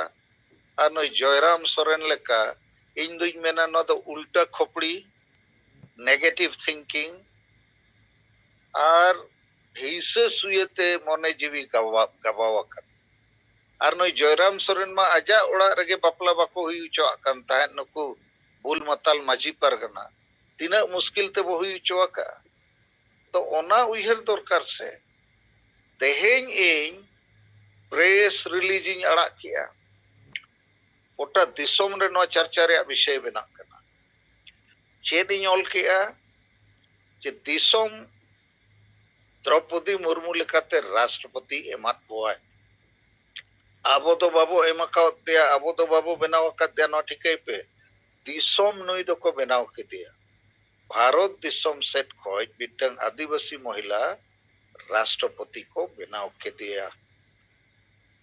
आदिवासी को लगी अड़ी गर्व रे कथा, सम्मान रे कथा, रस्क रे कथा, लेकिन जब तक अतु अतु रे आदिवासी राष्ट्रपति बाको स्थापित होगा, आदिवासी ग्राम प्रधान माने माने माझी बाबा राष्ट्रपति लेका बाको स्थापित होगा, आदिवासी को सामाजिक आर्थिक राजनीतिक विकास तीसो बाय हुआ। तो भारत रे राष्ट्रपति तेज शपथ हताव के माने दो चेत भारत रे गणतंत्र और संविधान रे रक्षा लगी, सुरक्षा लगी और देश सेवा लगी पर्यागी जिनिस में ना गणतंत्र और संविधान रे रक्षा और देश सेवा लगी शपथ हताव किया। मेनखान अबोई आबोरिन अतु अतु रे जहां माझी बाबा राष्ट्रपति मेना कोआ नुकु दो समाज सेवा लगी हो बांगे, गणतंत्र और संविधान रक्षा लगी हो बांगे, रपुद लगी नित तो मेना कोआ। आदो इन तेज स्टेटमेंट एम किया, देश ने एक राष्ट्रपति दिया तो आदिवासी सेंगेल अभियान गांव-गांव में एक आदिवासी राष्ट्रपति देगा। अर्थात द्रौपदी मुर्मू हो गणतंत्र और संविधान ने बचावा और आलेरिन अतु अतुरिन माझी बाबा हो गणतंत्र और संविधान बचाव लेखान कोले बेनाव रकाब कोआ। आदो आपे को तबो नोआ जहां इन सला मेना पेया कटिज इन सावधानेत पेया बोहो आलोपे खरापा, उल्टा आलोपे उयहरा, नेगेटिव थिंकिंग चाबाय पे, जहां हर नेगेटिव के उयहरा है उनी पॉजिटिव बाय कमी दाड़िया,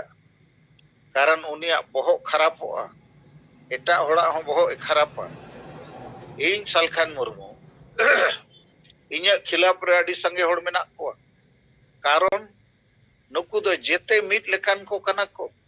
चाहे आसेका हुयु, महाल हुयु, अनोलिया हुयु, बुद्धिजीवी हुयु, चाकरीजीवी हुयु, जहां गे नुकु राष्ट्रपति पद रे हो सम्मान एमो बाको बडाय द्रौपदी मुर्मू दो छोड़ो नई दो राष्ट्रपति कनाय तो राष्ट्रपति तो भारत रे गणतंत्र रे जेते खोज मारंग पद कना ओना पद रे सम्मान एमो लायक हो बहो बनु अबरिन होड़ा अरे नुई दो आदिवासी कनाय ओंडे दिकु उनंगे ताहे कोआ तो इनी आदिवासी कांते रहो तो कई कुसी में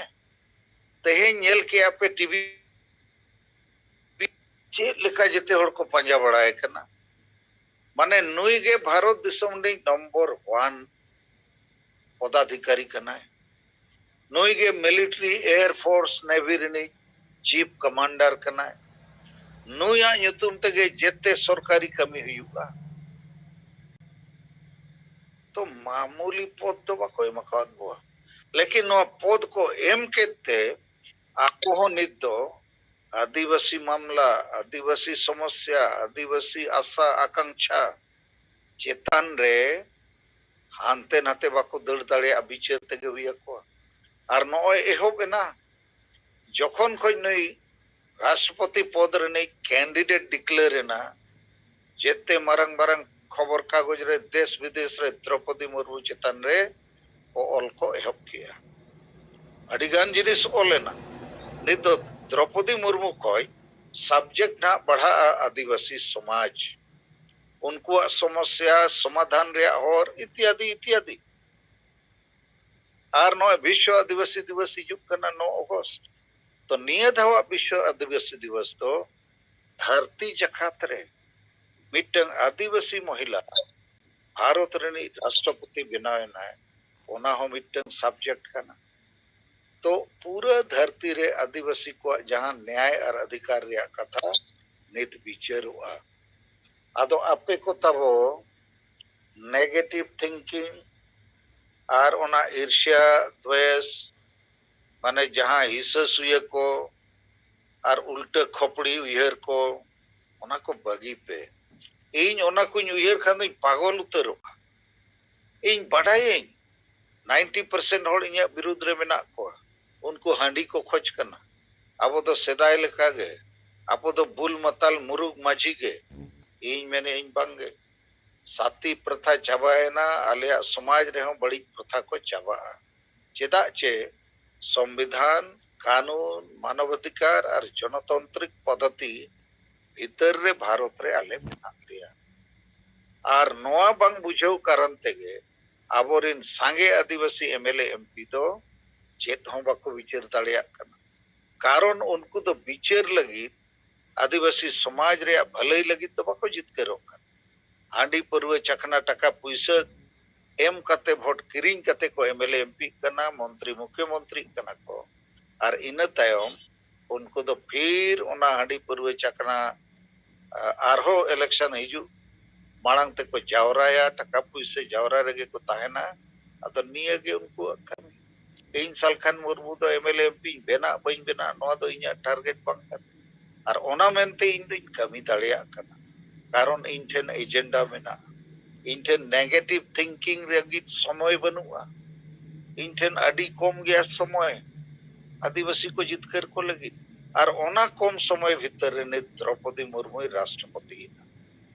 तो आबो लगी तो हिंदी तेको मेना सोने में सुहागा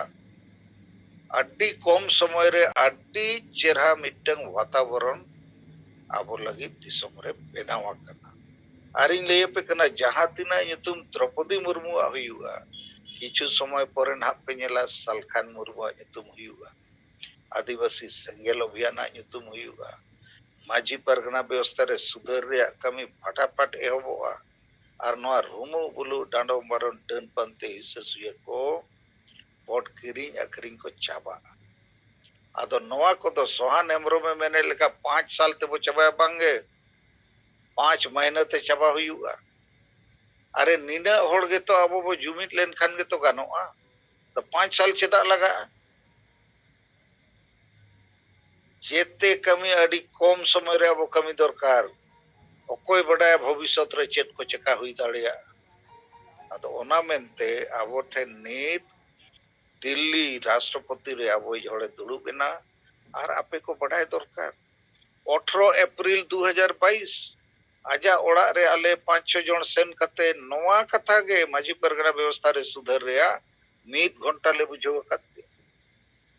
और उन्हें बिल्कुल नोआ सपोर्ट किया मैंने समय जनी न परिवर्तन दो एकदम लगती गया अदो उन्हें बड़ाए अब चेत कना एजेंडा और 22 जून उना किताब हो एमाते फोटो हो मेना तो इन्या मेन रिया द्रौपदी मुर्मू अब समस्या बड़ाया और ओलो पढ़ा चाकरी जीवी बको गड़ो कना ओना होय बड़ाय और होला बारीपदा रे संवादिक को सला पत्रकार को सला गलमराव रे जेते पत्रकार को कुली किदिया सलखान मुर्मू जी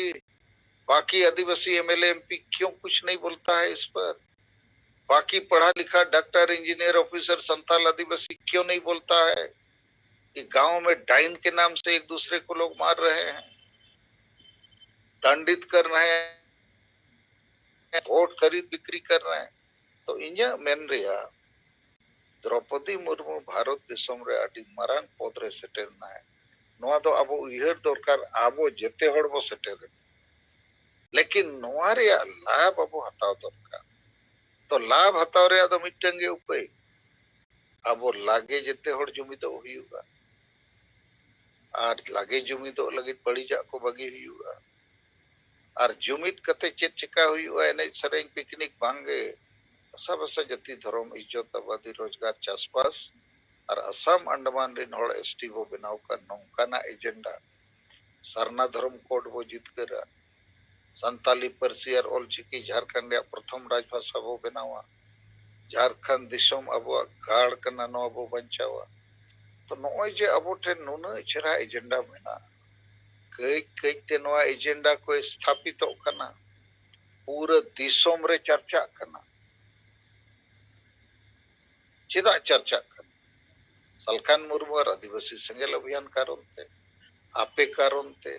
आपे बुझाव और कुरुमुटु कारण ते लेकिन विचार नो अट्टी नेगेटिव विचार करना फालतू विचार करना और नुई डॉक्टर पिथो मुर्मू नुई लेका के जेते संताल डॉक्टर मेना कोई नहीं पे कर जेते बुद्धिजीवी मेना को नेगेटिव के को उयहर दड़िया नुकु दो पॉजिटिव बको उयहर दड़िया और ओनाते नुकु चेत हो योगदान बनुआ समाज अदो जब तक हर पॉजिटिव बाय उयहरा उनिया माइंड रे पॉजिटिव क्रिएटिविटी बाय हिजुआ योजना और रणनीति बाय बनाव दड़िया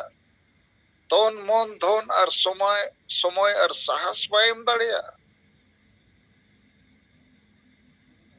ठीक जमा इनिंग आसोआ चलाबोन तेहें अडी मारांग ऐतिहासिक दिन द्रौपदी मुर्मू भारत रनी माननीय राष्ट्रपति लेकाते शपथे हताव के पूरा भारत रिन हो मिटंग अडी मारांग सोशल जस्टिस सामाजिक न्याय आकारते नोआ घटना दो को नेलेगा जेते जाति रिन होड़ जेते धर्म रिन जेते पार्टी रिन जेते संगठन रिन केवल और केवल आदिवासी को नो बाको सराहवेगा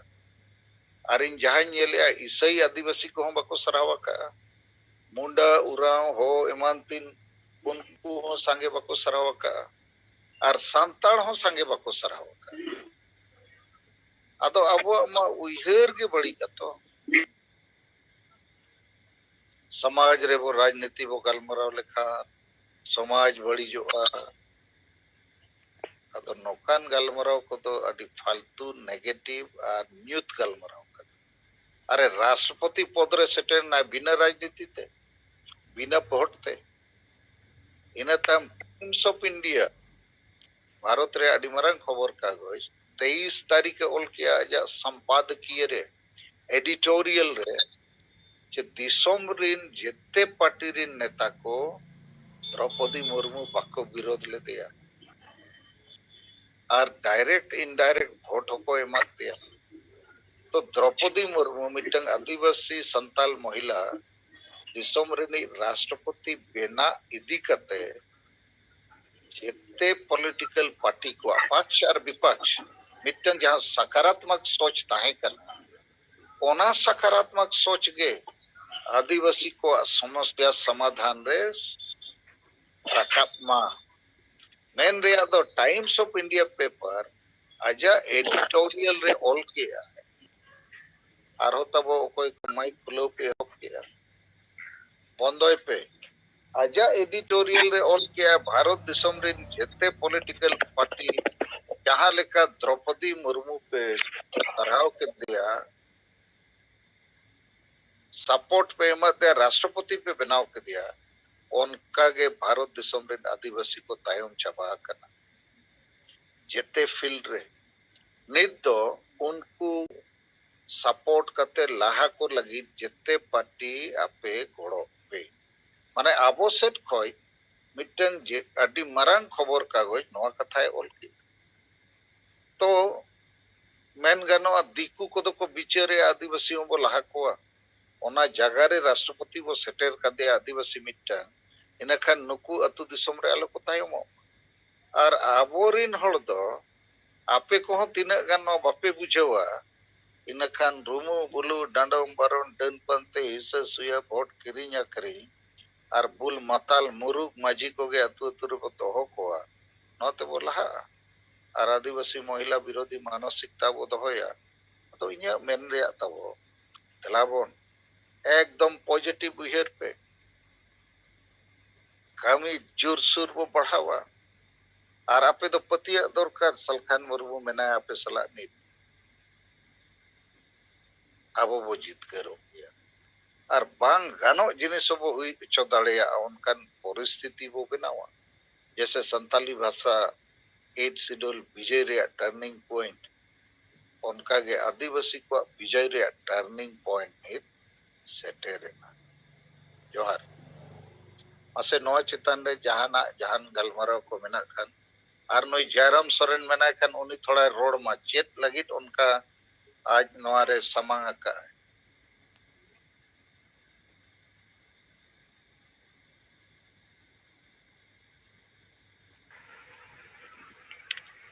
नितो अबो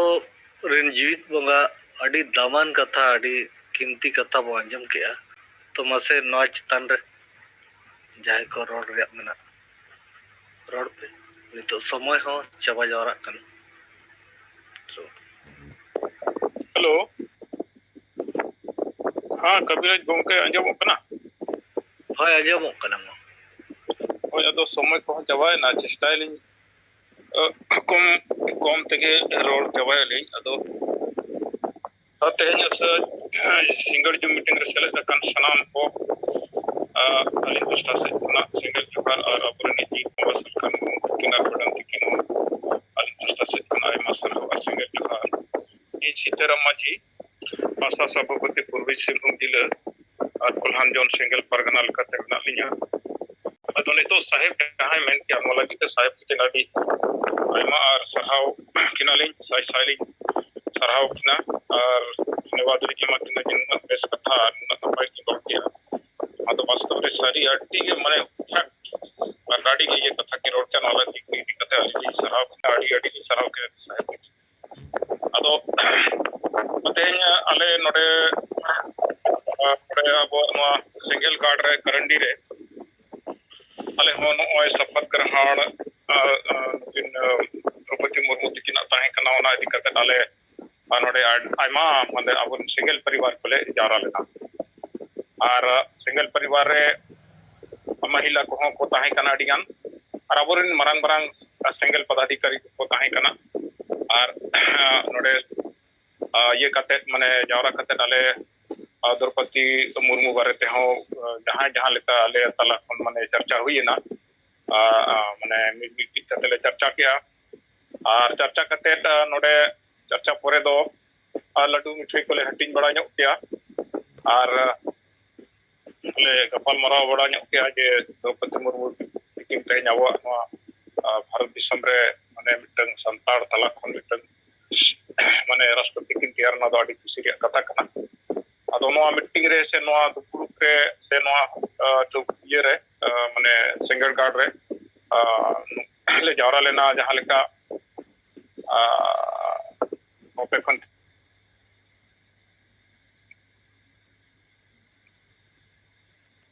अच्छा नितो अर्जुन मरंडी माइक खुलव कना उनी रोड खाने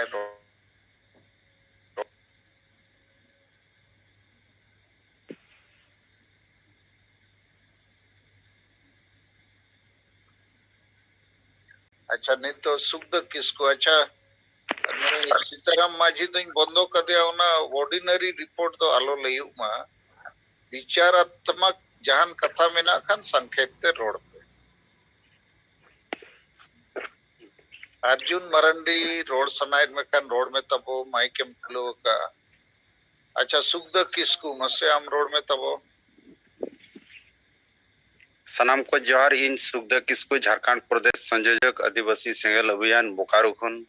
तेहना जूम मीटिंग रे जीवित मुंगा सला ते सनाम को पाठा सेट खन सेंगेल जोहार तो तेहन जहां द्रौपदी मुर्मू शपथ ग्रहण हताव के राष्ट्रपति लगी अदो नवा को अडिगान कथा के चर्चाएना जतो को वो लई किया और गोंके तिकिन नवा चितान रे अडिगान कथा गहिर तिकिन लई किया अदो इन हो कटिज नवा चितान रे रोड सनइया जे सरी गे नवा दो माने अड्डी माने ऐतिहासिक दिन गे काना गौरव के कथा काना कारण इन हो नोडे जहां हिलो कोन एनडीए नुकु राष्ट्रपति कैंडिडेट लेकाते द्रौपदी मुर्मू को पाछन के दिया माने ड्यूटी हिजु सेनो माने दिन गे नवा गे चर्चा करना माने कैंडिडेट घोषणा एन खान गे उन्जो खन गे उनको दिकु को लड्डू मिठाई नवा करे ना के आदो लड्डू मिठाई नामो जहां गे चाय आलू चॉप नवा को दिन गे नवा को चला करना प्लांट रे ड्यूटी करे अदो नवा दो दिकु को दो माने संताड़ कना को माने आको आको ते नवा को नितो मा पेपर करे ओडको कना सोशल मीडिया करे ने संताड़ मुर्मू नवा टाइटल को पूरा गहिर ते आको को बड़ा नाम दड़या कना तो आको इनो बड़ा को संताड़ कने अरे मिटंग संताड़े बनावेना ओना हो मुर्मू दे जाना को एम ᱧᱚᱜ ᱟᱞᱮᱯᱮ तो नोंका दिकु चितान रे माने अडी रस्क कते नवा को चर्चा हुयु कना लेकिन तिना गान संताड़ को ना कमी रे मेना को ड्यूटी रे अदो उनको सला हो ᱧᱟᱯᱟᱢ हुयुगा को माने नित दना को गोचेत बना एकदम औरी रे ᱧᱩᱛᱩᱢ माने गपाल मारा एहब मांग रे एकदम गोचेत बना ना आदि मेता को चिकाते अदो को माने उनी ना बेना दो आदि मेता को अच्छा आपे 30 जीवित पे ताहेलना आपे मा ऑलरेडी पे गोच जुत गया अबो नितो हो हासा भाषा जाति धर्म जतो गुजु कना समाज रे अबो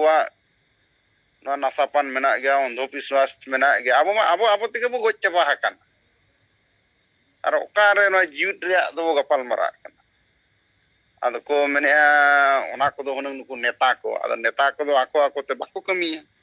और दोसार कथा को मेने जे नुई राष्ट्रपति बनावेना नवा मा अबो डिमांड बाय ताहे कना अदुኝ मेताव कना नवा दो ना चे बाय ताहेना ओना दो संगीन कथा कना अबो दो 8-9% के ना भारत दिसम रे मेना आकार बोना और आबो ते दो आबो नवा पद दो तीसरे हो बाबन हताव दाड़े जीवन रे बांगे और नवा दो उनको 90% होड़ को इच्छाया तबे एनांग के दो आबो दो दुरुब दाड़े कोनो एमएलए एमपी लेकाना वोटिंग करते दो बाबो अमेट दाड़े उनको 90% होड़ यदि बाको इच्छाया एनखान दो ओना जगह रे दो बाबो दुरुब किया 70 साल हुईना नवा जगह रे बाको दुरुब लाना अदो नितो ओना ताक बोन ᱧᱟᱢ केया अदो नुई तिंगुयन खान अबो चेत हानि हुयु कना अदो ओना हानि रे कथा मा डेर बाको लई दाड़े कना मानलिया राज यशवंत सिन्हा के दाड़े नाय एनखान चेत लाभ जेनो बांगे अदो मिटंग नवा दो गौरव रे जिनिस कना जहां लका डॉक्टर एपीजे अब्दुल कलाम नवा मांग उनी ताहे कन गयाय उनी बीजेपी गवर्नमेंट के अगु लदेयाय मिटंग मुसलमाने अगु लदेया लेकिन मुसलमान को तो बाको मेला जे कलाम दो ना जत्तो मुसलमाने गोच्चा वाले नोंका मा बाको बिचारला उनको मा पूरा को रस्कयना जे मिटंग अब्दुल कलाम चलो आले समाज रनी आले धर्म रनी आले जाति रनी राष्ट्रपति बना कना पूरा को रस्कयना लेकिन उनको वोट दो बीजेपी दो बाको एमे तो उनका गे आबो नितो द्रौपदी मुर्मू कना मिटंग आदिवासी कना संताड़ कना आबो का वोट ओपन एमाय ओना दो आमा मामला कना लेकिन मिटंग ओना पद रे मिटंग आदिवासी हिजु कना ᱚᱱᱟᱜᱮ ᱡᱚᱛᱚ ᱠᱷᱚᱱ ᱢᱟᱱᱮ ᱜᱚᱨᱚᱵ ᱨᱮᱭᱟᱜ ᱠᱟᱛᱷᱟ ᱠᱟᱱᱟ। ᱟᱨ ᱯᱩᱨᱟᱹ ᱫᱤᱥᱚᱢ ᱨᱮ ᱱᱚᱣᱟ ᱠᱟᱛᱷᱟ ᱟᱵᱚ ᱡᱟᱦᱟᱸ ᱠᱤᱛᱟᱹᱵ ᱠᱚᱨᱮ ᱩᱱᱟᱹᱜ ᱫᱤᱱ ᱠᱷᱚᱱ ᱢᱟᱱᱮ ᱟᱹᱰᱤᱜᱟᱱ ᱠᱤᱛᱟᱹᱵ ᱱᱚᱣᱟ ᱚᱰᱚᱠᱚᱜ ᱠᱟᱱᱟ ᱚᱱᱚᱞᱤᱭᱟᱹ ᱠᱚᱣᱟᱜ ᱪᱮᱫ ᱠᱚᱪᱚ, ᱞᱮᱠᱤᱱ ᱱᱚᱝᱠᱟ ᱪᱟᱨᱪᱟ ᱫᱚ ᱵᱟᱭ ᱦᱩᱭ ᱞᱮᱱᱟ। ᱞᱮᱠᱤᱱ ᱱᱤᱛᱚᱜ ᱚᱱᱟ ᱯᱚᱫ ᱨᱮ ᱥᱮᱴᱮᱨᱮᱱ ᱠᱷᱟᱱᱮ ᱚᱱᱟ ᱟᱠᱚᱛᱮ ᱱᱤᱛᱚᱜ ᱠᱚ ᱨᱤᱥᱟᱨᱪ ᱧᱟᱢᱮᱜᱼᱟ ᱦᱚᱲ ᱟᱨ ᱵᱟᱰᱟᱭ ᱥᱟᱱᱟᱭᱮᱫ ᱠᱚᱣᱟ ᱡᱮ ᱢᱩᱨᱢᱩ ᱪᱤᱞᱤ ᱠᱟᱱᱟ ᱠᱚ, ᱥᱟᱱᱛᱟᱲ ᱪᱤᱞᱤ ᱠᱟᱱᱟ ᱠᱚ, ᱱᱩᱠᱩᱣᱟᱜ ᱦᱚᱨᱚᱜ ᱵᱟᱸᱫᱮ ᱨᱟᱦᱟᱱ ᱥᱟᱦᱟᱱ, ᱱᱩᱠᱩᱣᱟᱜ ᱵᱮᱵᱚᱥᱛᱷᱟ ᱪᱮᱫ ᱞᱮᱠᱟ, ᱥᱟᱱᱟᱢᱟᱜ ᱟᱠᱚᱛᱮ ᱵᱟᱰᱟᱭ ᱥᱟᱱᱟᱭᱮᱫ ᱠᱚᱣᱟ। ᱟᱫᱚ ᱜᱚᱝᱠᱮ ᱛᱤᱠᱤᱱ ᱚᱱᱮ ᱟᱹᱰᱤ ᱪᱮᱨᱦᱟ ᱱᱚᱣᱟ ᱠᱟᱛᱷᱟ ᱠᱤᱱ ᱞᱟᱹᱭ ᱠᱮᱜᱼᱟ ᱡᱮ ᱫᱨᱚᱯᱚᱫᱤ ᱢᱩᱨᱢᱩ ᱥᱟᱢᱟᱝᱮᱱ ᱠᱷᱟᱱᱮ ᱱᱚᱰᱮ ᱡᱚᱛᱚ ᱱᱚᱣᱟ ᱡᱟᱹᱛᱤ ᱨᱮᱭᱟᱜ ᱠᱟᱛᱷᱟ ᱦᱩᱭᱩᱜᱼᱟ, ᱦᱟᱥᱟ ᱵᱷᱟᱥᱟ ᱨᱮᱭᱟᱜ ᱠᱟᱛᱷᱟ ᱦᱩᱭᱩᱜᱼᱟ, ᱟᱨ ᱡᱟᱦᱟᱸ ᱜᱮ ᱟᱹᱫᱤᱵᱟᱹᱥᱤ ᱥᱚᱢᱟᱡᱽ ᱠᱚ ᱠᱚᱠᱚᱭ ᱠᱟᱱᱟ ᱱᱚᱣᱟ ᱠᱟᱛᱷᱟ ᱠᱚ ᱵᱟᱹᱭ ᱵᱟᱹᱭᱛᱮ ᱱᱚᱣᱟ ᱚᱴᱳᱢᱮᱴᱤᱠ ᱱᱚᱰᱮ ᱫᱚ ᱪᱟᱞᱟᱣ ᱧᱟᱢᱚᱜ।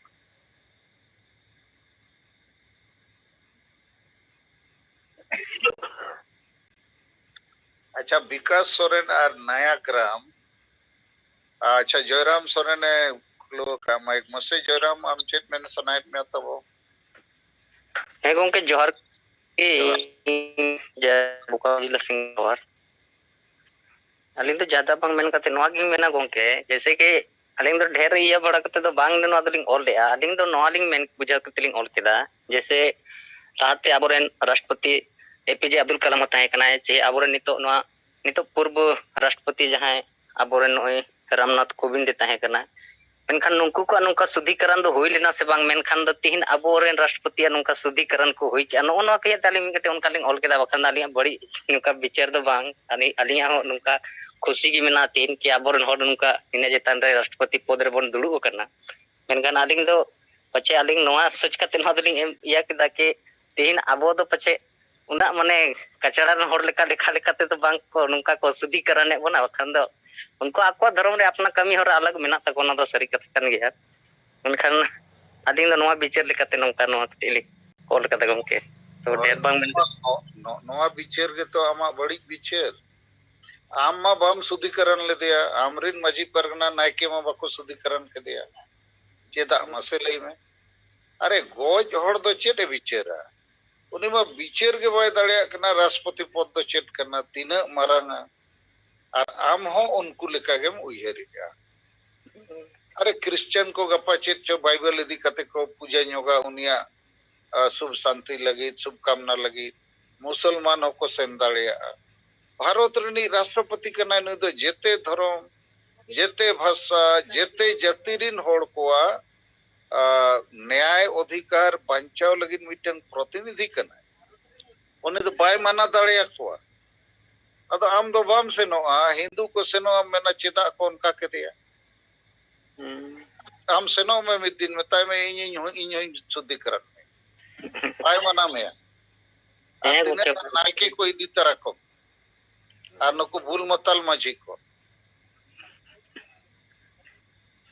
अदो आमा विचार दो आडी थर्ड क्लास नेगेटिव और बड़ी विचार करना आपे दो आडीगान जिनिस बापे बड़ा लेकिन सेंगेल सला पे जुड़ाव करना इन थोड़ा मोने रे आडी दुख में ना आचे आडीगान होड़ आडीगान कथा बापे बुझावा आ बांग बुझाव कते सोशल मीडिया करे जहाना आलोपे ओला नोआ रे उल्टा मीनिंग ओडोकोआ और उल्टे के हम कमी अका अच्छा ठीक है मसे आर चेत मेन सनायत में जोराम हे गोंके ओनागे यार बखान दा लिंग तो अडी रस्का गया नोआ कथा दो तिहिन आबो राष्ट्रपति पद दाबे तिन बन सेटेर काना नोआ गे मिटन अलिंग बांग बुझ कते सरी गिना भूल कमी का इके लगी खजाना लगी दा देखो आम होइन लेयम कना और बाकी को आदिवासी तो को गोज किया राष्ट्रपति बिना रहो बको रस्का बाय बिना रहो बको रस्का जुदी हुनंग द्रौपदी मुर्मू बाय दाड़े कोआ इनखान मा यासोन सिने दाड़े कोआ इनखान पे रस्का चेचेद हुनंग आपे तो ना तो कानी गोंके चेबिन रस्का और आपे अतुरिन द्रौपदी मुर्मू जितकरना को रस्का ना मसे लई में बांग उनको तो चे हम जित खुशी रस्का कना गोंके गोज होड़ को तला रे आम हो मेना मेया आदो आमा तो उयहर पॉजिटिव में आम एकला दो बांगा आबो तला रे हो अडिगान नोकान को मेना को उनी डॉक्टर पितोमा जी माने सर्जन कना एमएस उनी होय मेना या को शुद्धिकरण के दे दो आदो चिकाया तो आम द्रौपदी मुर्मू हो बम अपनार दाड़ियाय कना चे आली कना गौरव रे कथा कना रस्क रे कथा कना आबो जेते होड़ बो अपनार लेखान उनी होय उयरा धरती जकात रिन संताल चे आदिवासी को अपनारिंग कना चेदा एटा सरिंग गोयनो तो अति दुर्भाग्य पे अच्छा ठीक गया मा और मिड बार होड़ जहाना को रोड सना पे अब अंजम पे लेकिन नोआ तो मिटंग मॉडल क्वेश्चन लेका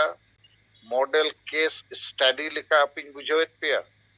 आदिवासी संताल रे आदिवासी सेंगेल अभियान और सलखन मुर्मू सला कमिया को छड़ा चिली हो बको रस्क कना चेदा रस्क गोज होड़ बुझो बनु अताय और बुझो बनु गोज गया ओनाते नित हबी सरना धर्म कोड रे ओना डिमांड के बनु बहर रे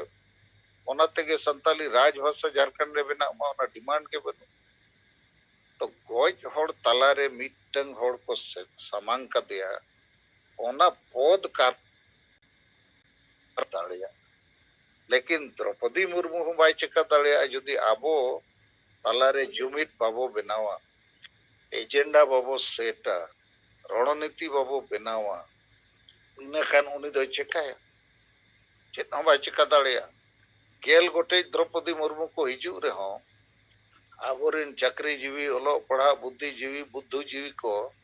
उल्टा के को उयहर खान रिजल्ट तो ओका को हिजू अच्छा मसे नया ग्राम और विकास सोरेन बारहोड़ ती बिंतु लका जितना मेन रे मेना खान लई बिन विचार है गंके आलिन विकास सोरेन मोबाइल तिली नेला आलिन ले है गंके आलिन तो नया ग्राम खन लिन ले जा nyutum तालिन जोगुनाथ टुडू और सेंगेल के लिन कामीदा सेंगेल अमा आवाज भाई हिजुक कना हेलो आवाज भाई हिजुक कना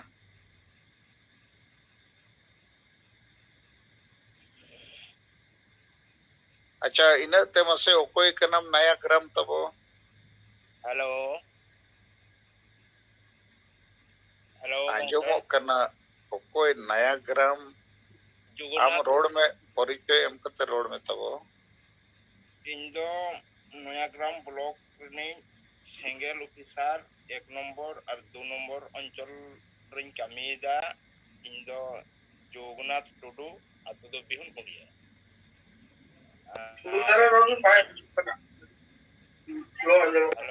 नया ग्राम आमा हो आवाज बाय हिजू कना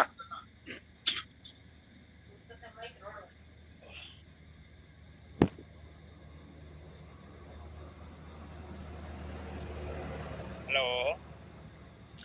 माइक सुर कते रोड पे हेलो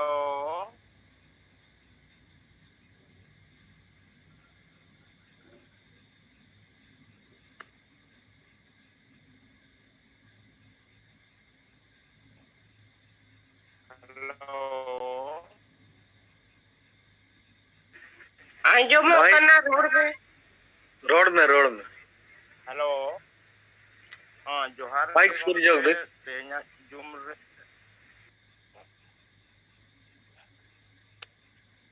जोहार के गंके तेना जुम रे सेलेट अकान जीवित बोंगा मन सालखान मुर्मू और आयोलेका मन सुमित्रा मुर्मू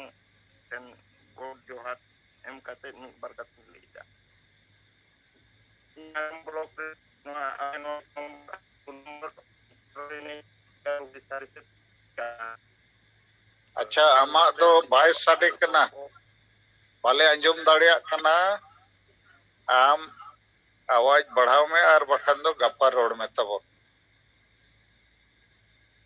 मसे समय हुई जावराय ना जदी जहाय को हेलो हेलो गंके आंजम कना अंजम कना दोढ़ा ते इन प्रोमिला टुडिंग रोड कना मरसा जिला खय तो गंके तिहिन गोबड़ी अतु रे गलमराव ले सेटर लेना आदो ओंडे दो अतु रे गलमराव को बांगे नित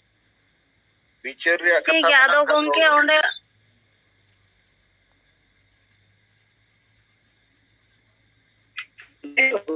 विकास सोरेन हाँ जोहार गे गंके आली रामपदो बास्के मानबाजार 2 नम्बर ब्लॉक आदिवासी सेंगेल जैन वीडियो लेकाते आली रोड़े रोड में नवा दो अलिnya सेट दो बांग कना अलिन दो पहिलो जोमरली सेलेदेना आर नवा दो विकास सोरेना सेट ते अलिन रामपदो बास्केली रोड़े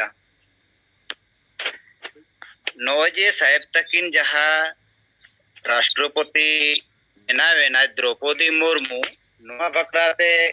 अली साहेब तकिन जहा किन लई किदा ओना गे केदाराले मिट बार कथा तेलिन लई सदरेआ नोजे राष्ट्रपति बनावेना से बनाव केदेया को नवा दो माने एटा हर दो बाको बनाव कदेया जहा दो आबोरेन जीवित बोंगा पारसी जितकरिया दिसोम गोंके तकिन इन मेन ला नवा जुमरेगे बांगमा आबो मोदी दो बो लिंबो दिया आर तेहेन दो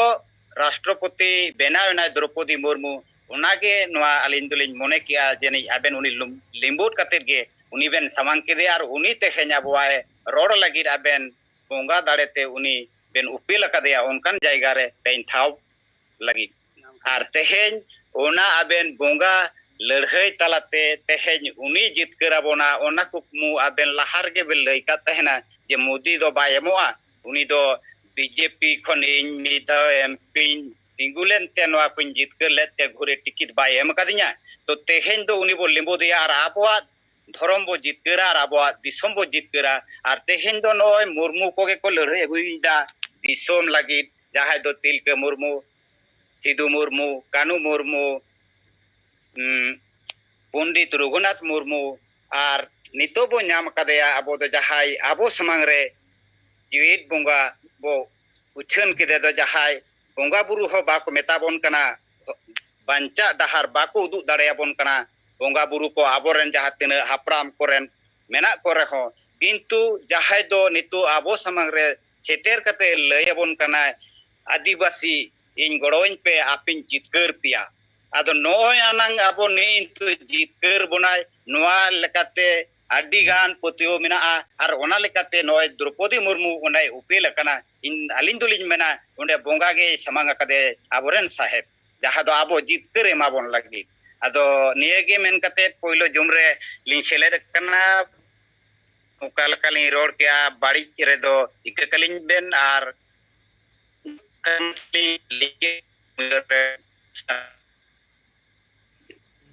ठीक है सरहाव अच्छा अनंत कुमार हासदा हेलो आजम कते बो जुम्बो जीरवा हेलो आजम हाँ जोहार गमके जुम रे सेलेद अकन सनाम कोगे सेंगेल जोहार इन दो बारिया कथा गिन रोड़ा तेहेन आले पलुआ ब्लॉग रे द्रौपदी मुर्मू शपथ ग्रहण बाखराते रस्क जुलूस ले कराव किदा आर उनारे सोड़े दाका को ले व्यवस्था ले तहे अद नोडे मिटन जिनिस नियामिना जहां सारी धर्म पतिवान हड़ को महल वाला रेन ना रस्क समय ले हो आको कना दिला उडगो पे सनोबन रस्कया नवा जुलूस ते रैली लेबन सेलेदोआ निये ले को युगे ले को बाको गड़ल मेनखान दाका उतु को इसिन होय जम दो को झतो को डबल डबल कहे कदे को जम इदी गेताबना निया मिटंग आर दूसर मिटंग घटना एटा स्कूल मास्टर उनी हे नाय आदो लेदा आले हो ओंडेले नोंकाना ओंडे कोरा मेनते ओंडे मनस्थिर था किंतु पाचे नुकु टीएमसी वाला पार्टी रे हड़ को आले चितारे बाड़ीज को आरोपा कि बाड़ीज को भाबाले इनते आले दो बाले कोराव लेदा अदो नो बारिया कथा के गमके आर तेहेन आडी रस्कन बुझो केदा द्रौपदी मुर्मू पहिलो रेगे जोहार लई काते आया वक्तव्य दिसम हटने सामांग केदा नोआते आडी गान रस्क मा सनाम कोगे दोड़ाते जोहार आडी जोहार अनंत कुमार हासदा लयत बुआ आर सरी गे तेहेन द्रौपदी मुर्मू राष्ट्रपति शपथ हताव बाद सबको जोहार एमन किया जोहार सला प्रणाम नमस्कार को तो बांगे खाली जोहार तो नवा आदिवासी एजेंडा करना जोहार